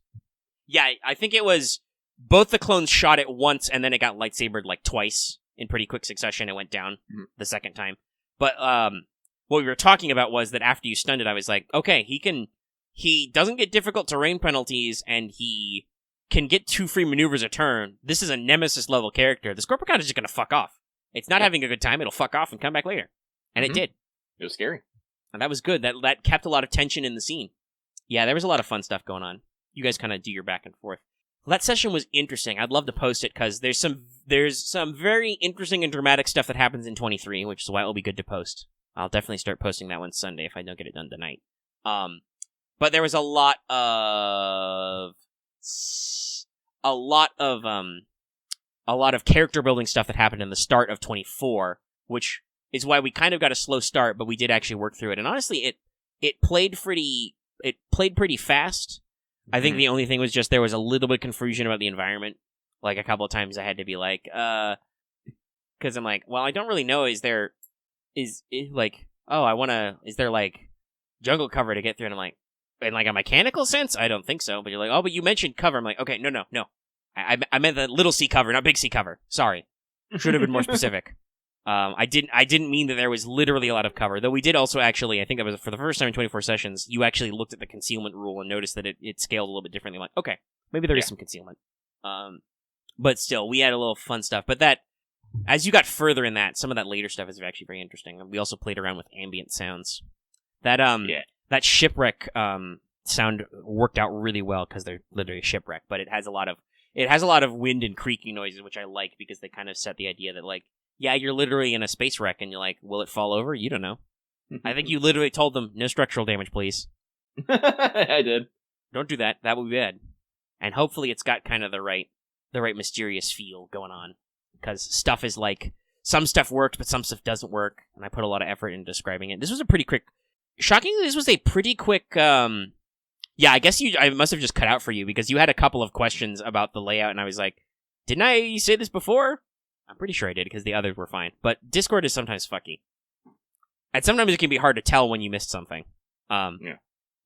But this scenario was interestingly a pretty quick write, and hopefully future follow-ups, because we have some slightly bigger stuff. Because you guys deliberately went out of your way to pick a possibly lighter, or whatchamacallit, like you deliberately picked a bit of a softball adventure. Yeah. Just because you were like, okay, we just had a tense, like, 3-part story arc involving a jungle campout and an infiltration and, hot pursuit and all that. We need to relax. It was very high tension. A lot of stuff happened. Some morality was lost. We need to, like, reset. So I rolled in some of my options and, kind of thought about some different stuff. So this one came together. I'm very, very interested to see you guys explore also all the other bits. Because the part we covered in the actual session was only the setup. But it worked out because there was a boss fight and some setup in there. I'm kind of glad you didn't decide to just fly in, but also that would have been entertaining in its own way and funnier because you guys are really, really good at climbing and hiking, but I don't think you're really good at flying. No. I'll definitely have to come up with more excuses for you guys to fly. But this is the way this scenario has been planned out. It's a little bit harder for me. Like a couple of times I've been like, oh, I should give those actual Trandoshan scatter guns. That'll be fun. And if they want to keep them, which Loft did, he kept a Trandos shotgun basically for funds. But this scenario definitely allowed me to fine tune and like come up with some specific loots, which is the thing I like to do. I like to do and it's something I think the Star Wars RPG actually encourages is specific rewards for specific players, like your Jedi archaeologist spiritualist character might be okay with like an ancient paperweight, right? They might like that. But your sniper, bounty hunter, assassin character is probably not going to get any value out of a crate full of paperweights, so you either need to give him lots of money so he can buy his own toys, or you need to give him something special to pick from. And hopefully I have found a decent spread of stuff you can find in this situation that is valuable to multiple characters, but also you guys could just take the high road and be like, nah, I don't need that. I think sometimes we do that. I don't think we take everything, but usually with things we take, we end up selling, and our mod and you do definitely have a, like, and depending on what you're doing, you definitely have a, like, we're the professional government types, Arama is very much a serious professional most of the time. Like, she has her own emotional foibles, but most of the time you play your character as, no, I'm in charge, I should do the in-charge thing. And I think you sell so much stuff just because you are very budget conscious. You, as a character and as a player, you are very much just, yeah, I don't want to just run the red tape into the ground. I should actually, like, figure out how I'm going to fund my operations and not make people mad at me. Which, honestly, in general, you're playing a face character. I think Arama is well liked by people on this planet just because you're helpful and not a tremendous asshole about it. Well, that's what that's what trying to do. Start with a bar, get making jobs, solving problems. Mm-hmm. And honestly, you go out of your way to gather contacts, and that's why I thought of this pirate treasure adventure in the first place. I wouldn't have thought of this unless you guys really did get into a lot of detail with, like, okay, we're going to sell our weapons. Hey, who do we sell our weapons to? Some of our weapons are restricted. They have to have proper licenses, right? And I'm like, yeah, I guess. And that just spiraled into now you have a consistent contact who you buy and sell stuff from, and just like, no, your contacts like you. They're going to approach you with side quests, basically. Mm-hmm. Like, again, like, this is how I like to mention. When you're at the fucking mission select screen, you can sometimes see these NPC characters hanging out at Arma's bar. You know? That's how I like to envision it. We still haven't decided the fucking characters for the bar yet. I have one in mind. Yeah, we need to work on that. We're really supposed to, like, actually detail them, but I literally have a section in my notes for people who work at your bar, and one of them is just whatever dumb, I don't remember off the top of my head, but whatever the dumb leet speak droid name for the bartender bot is. That was it. That's all I got. We could definitely do more bar vignettes. That might be fun to, like, think of something that actually takes place there. If I could come up with a bottle episode, that could be fun. I'm trying to think what sort of adventure could be small scale that you wouldn't body. Like, if I could do, like, a murder mystery at your bar, but I'm trying to think, would you guys just blow through that immediately? I don't know. That's the thing I'd have to think about. I like smaller stuff like that. Poker tournament, Subak tournament could be fun. We've done some of those games. I guess like Taket went out of his way several times to make a lot of money, so we engaged a lot of fun stuff. You did archaeological digs, you did heists. You guys literally just sold cargo sometimes. You bought vehicles or rented vehicles with shitloads of cargo space and are just like, hey, Omega, what's valuable, what's not expensive here that's expensive somewhere else? And just, you guys literally did trade to go do stuff. And I developed a whole system for, like, selling in bulk. Yep. Yes. Our first big, long campaign, Marth will correct me if I say our very first, but our first big, long Star Wars campaign was using all three game lines. Literally, our major three characters was, Marth's friend Kirby played, a Verpine, scoundrel. Virsh? Something like that. Very shky. I don't remember what your nickname was for him, because Taket had nicknames for everybody. Because BX was Bex, which worked out. But he was a smuggler. He was a smuggler pilot, so he was an Edge of the Empire character. He was a Verpine. Taket was a Sentinel artisan, so he was a Force and Destiny character. Because you wanted to poke up with the early crafting systems, because all the crafting books weren't out yet. Yeah. But you really like mods and stuff. And then Marth's character, BX, was a repurposed BX commando droid who was our medic sniper. Yeah, mods are fun. Mods are where the game gets a little fucky. Your game master has to be careful with some of that stuff, but also I don't mind. Omega's view of game jamming, which I've mentioned before, is usually I control literally everything else in this universe, so if I ever need stuff to be stacked, I can stack them. It's just, we're talking about, like, the meta or the high optimization builds is I have to be aware of what I'm counteracting before I can counteract it, right? Mm-hmm. Like, I can't, if I don't remember that you can concuss anybody you feel like, which isn't exactly true, but you've got a fairly decent setup for it, I can't remember to make enemies resistant to it, or just remember to make enemies not get within punch range. That'll be very interesting when you guys go back to fighting. You guys haven't fought the Separatists in a long time. I'm wondering if the factory sub will be the next mission you do. Spoilers, there's a factory sub. That's going to be a lot of fun. When I do it, I have a lot of ideas for that one. I have to be careful making you fight droids because the 2 clone troopers are really good at that, but also I can do a lot of fun stuff with them.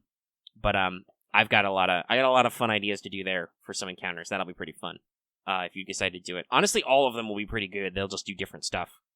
But when you do that, for instance, a lot of those guys are gonna they're gonna be battle droids and stuff, so they're gonna have ranged weapons. So they'll probably actually try and camp out at, like, medium range and not let you just run up and punch them, and not let our trooper man just do extra damage because they're point blank. Actually, I think Loth might have a rank of point blank too. I don't know. Well, that's the thing. Separatist VIPs mean real people. You remember, Separatists like using droids for fucking everything. Well, there would be some organic coming in. I've said this before. I have a quirky minibus squad in mind. Not all of them are statted yet. I just need to figure out the good place for some of them to appear. And some of them may have already appeared on the down low, planting the seeds. And some of them may have completely... That was the really funny thing about the compound mission. Not to spoil it or anything, because the episodes aren't out yet. But it's interesting to compare to my notes and then compare what you guys did, and then how you ultimately solve it, where you're literally like, can I just have a bunch of guys off-screen handle this problem? And I'm like, yes, you can. That is literally a thing you can do. That makes sense in the narrative. But it was interesting because I built that to be... Because I literally had no idea how you would tackle it. I built that to do multiple things. And there were many characters you literally did not run into. And some of them weren't even like, what you call it? In an opportunity, you could have met Sorbo. Because I wanted to dramatically capture you all, but you got out of that one.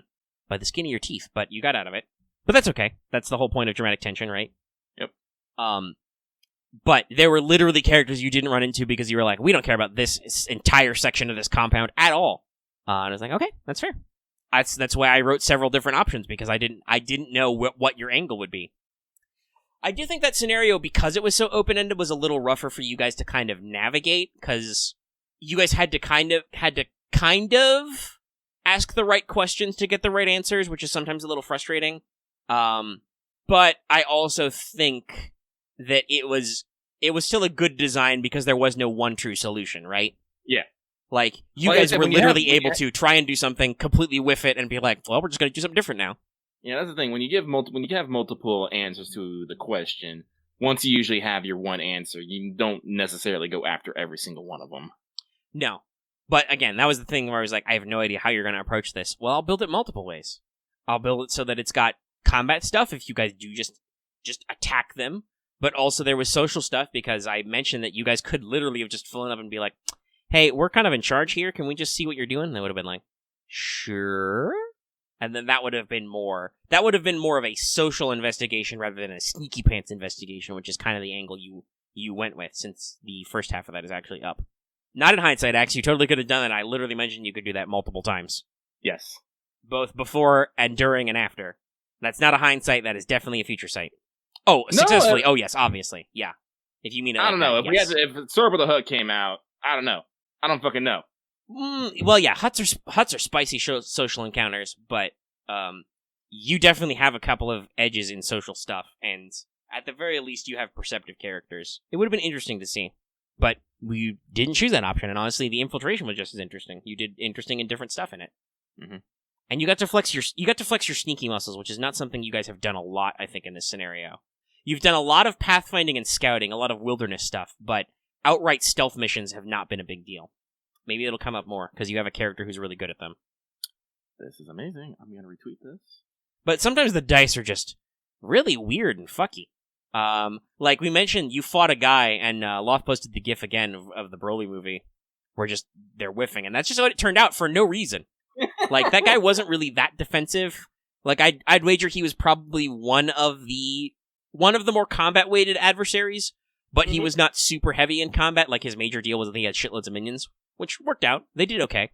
And honestly, other than the fact that in character that would have caused also a big kerfuffle, because you've already fired into melee and shot somebody, Axe, to reference to the audience who I'm talking to. Even if only because we've already had that conversation in character, that would have decently been a way. Though I don't know. I feel like some of the characters who are more melee focused might have been a little annoyed because they're trying to be good at melee and they're just weren't. And I'm not like laughing at them. That happens to me all the time with the dice, where I'm just like, gosh, dice, I really wish I could roll success and advantage so I could do cool things. But no, I rolled like 3 success and 2 threats, so you just get hurt a lot. But it's always interesting. We'll got some fun stuff. I don't know, sometimes the dice slap you pretty hard. It's always, I will say, talking about balance in game design, like as a game master, and sometimes this applies when playing like competitive or otherwise one-on-one games too. As a game master, you have to very carefully balance who you bully, right? Because you don't want to literally bully somebody. So, for a while, there was a lot of joking that Arama took the first hit, because, one, in character, Like, I think most of the time when Arama could be like, no, strike me instead, she would. Like, that was very much a character thing. I think you've kind of stepped back from that a little and just gone to, like, trusting and supporting. Mm-hmm. Like, if somebody's in danger in melee, you will also jump in to support them, but that's usually because you can directly do things. Mm-hmm. You usually don't necessarily get struck first anymore, because usually you're now, okay, I will buff, and if somebody's in trouble, I will move to support them then. Yes. Which makes character development. You've literally had a couple conversations with your mentor about, like, hey, if you fucking die, you can't help anybody, chief. He didn't say it like that, but that's what he meant. So you presented the most threat, but I didn't necessarily want it to just be the meme, oh, only Lucky gets shot. So then it's kind of like, okay, well, who's a good target? Well, okay, Axe sometimes gets targeted a lot first as Camo, because if enemies are alive after Camo has gone, Camo likes to act first, because he's kind of the rogue build. He's got the special ability that means he does more damage to people who haven't acted yet. And he has very powerful weapon setups for very far range and very, very close range. So he usually puts out a lot of damage, which means he presents a threat. So, also, Axe does have the unfortunate quality of usually, yeah, that's my shorthand, Robin, is just like, just fucking, that's how I dumb stuff down. I'm trying not to do accent theater right now. No, I think Master Lago's voice has drifted a lot. But, like, I was saying, Axe also has the bad habit of, like, he always never forgets to open his mouth. So, usually, Axe outputs a lot of damage, and then he's like, yeah, I'm super cool. And I'm just like, oh, you think you're cool, huh?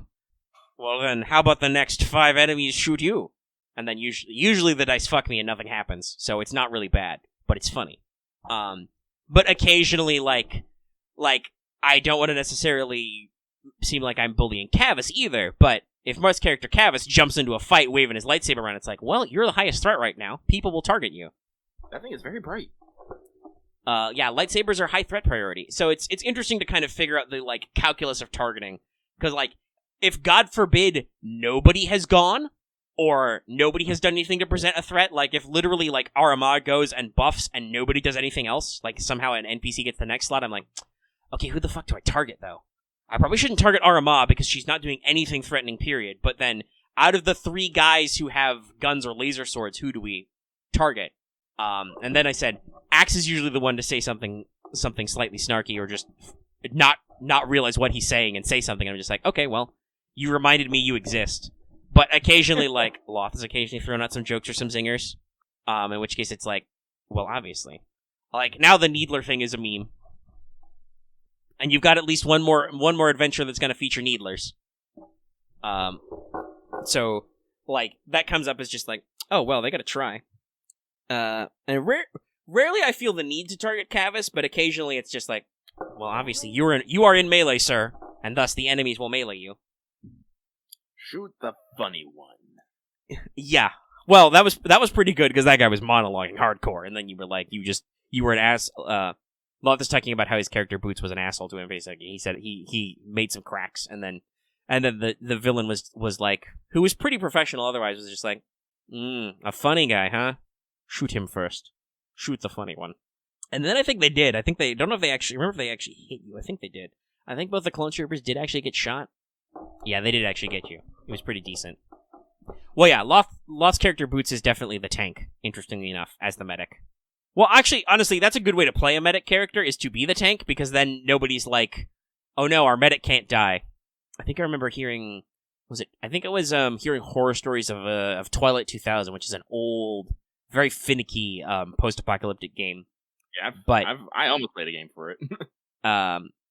But I heard stories of players who were like, oh yeah, we would have the medic character literally stay in the back and keep pushing him in the back, because no, stay down, don't get hit. We need you to roll some bandages. Because if the combat characters got hit in I think it was aiming to be a realistic, serious game, then the medic is essential. But if the medic goes down, then nobody can fix. So being robust is good. But also Star Wars isn't quite like that, because for a long time, Cavus was your pseudo-healer, and he still does a decent amount of healing and back and forth. I think Marth's kind of... Interesting enough, the way character development has happened, Marth has focused his character away from his positive healing aspects into being more of a combat guy, which is interesting, for role-playing reasons. But, also, everybody has, like, 2 stim packs, so it's very easy to just get free recovers. They're like They're literally like MMO heals. I don't remember which came first, but I'm pretty sure the quick heal option in both. 100% the quick heal option in Fallen Order is stim packs. Well, yeah. That definitely came after the RPG, but that's also very much, if you're ever wondering like what the analogy is, it's very much like that, where you just take your stim pack to just heal up a little bit. But also I believe stim packs or med kits were like an instant heal item in like the Old Republic too. Like that's just the standard of just like, okay, pop a stim pack, we're healed. We don't need a dedicated healer unless we get really bad. Yeah, med packs, which in Star Wars are spelled without a C, and they do something. Those are the actual medical kits though in the RPG. But there's a lot of fun stuff. We ended up talking a lot about tabletop RPGs, Lucky. Yeah, I know. Well, I'm excited. Like I said, I'm feeling like we only started playing like twice a week because coronavirus and everyone just had more time in their hands. But I just realized I've gotten real used to it. I'm itching to play tomorrow. I really am. That's good. I also, it's only been a week, but I feel like, man, it's been a while. Because in case we didn't pick up that earlier, I mentioned it. The Wednesday slot, because of lockdowns and stuff, and everybody having more free time, we were able to go to twice a week. With the caveat that I would occasionally have to skip it, and so I can write. But for last week, I did my Fate Homebrew instead because I've been planning that for a while, and we just kind of all agreed that, Wednesday's a really good day for this game to happen, so we will skip excuse me, very burpy. We'll skip a Wednesday Star Wars slot. I was yelling at because originally you were trying to say like maybe a Thursday. I was like, well, yeah, I was just trying to figure out what my quote-unquote day off for everything would be, but then Thursday didn't work, and I was like, okay, it's fine. Yeah. I was like, no, we're not making them going to try and run three games a week. No, take Wednesday. Just do Wednesday. Make it work. And you made it work. Yeah, and we will be coming back next Wednesday, too, because that adventure didn't finish. Again, I mentioned this on Let's Talk. Not because it turned out to be longer than I thought, but also because it was a playtest of a homebrew that was literally not played. Like, it hadn't been played before, so it took some adjusting to do. But a lot of people have mentioned it's pretty popular. Hopefully that gets more people into trying out our other APs, because I know they won't be the same theme, but they are definitely one of our content that's not as super popular, but it's very, very caveman to make APs. So, like, that's talking about the way we wait, like, whether or not we make content based on how hard it is. Oh, nice. Mm-hmm. But it's got a lot of people excited, and maybe even to do more regular stuff. Scheduling, of course, will always have to work. Yep. Oh, hold on. Did Lucky retweet that? Yes, Lucky retweeted that. That's how Lucky do. What is this? I'm going to retweet this. Clearly, these are all the people who cook in Chaldea. Many, many cooks.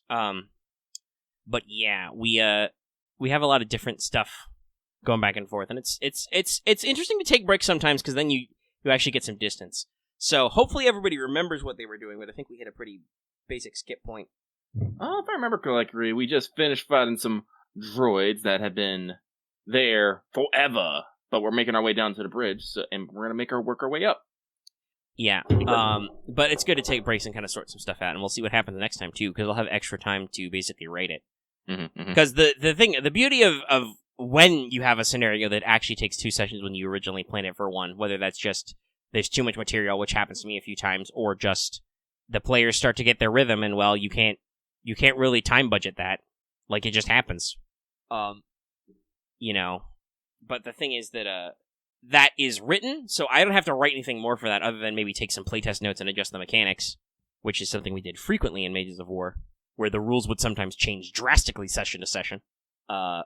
So I have plenty of time to write whatever comes next, which is good, because there'll probably be, no matter what you decide to do, it will be bigger, because we've talked about how you've got a couple different situations going on, all of which are going to be pretty big conclusions. One of which will actually probably be, that'll probably take multiple sessions, but one of which will probably be the climax of a story arc. Unless something happens that kerfuffles it. But you guys are getting pretty far along on your Bandogora subplot. It's probably time to see how much that fucks you over. I like to ping pong between like inspiration for stuff, different things. Like, music will sometimes inspire me, reading will sometimes inspire me. Even watching different shows will inspire me. But I definitely had kind of a reinvigoration. I think it was last week.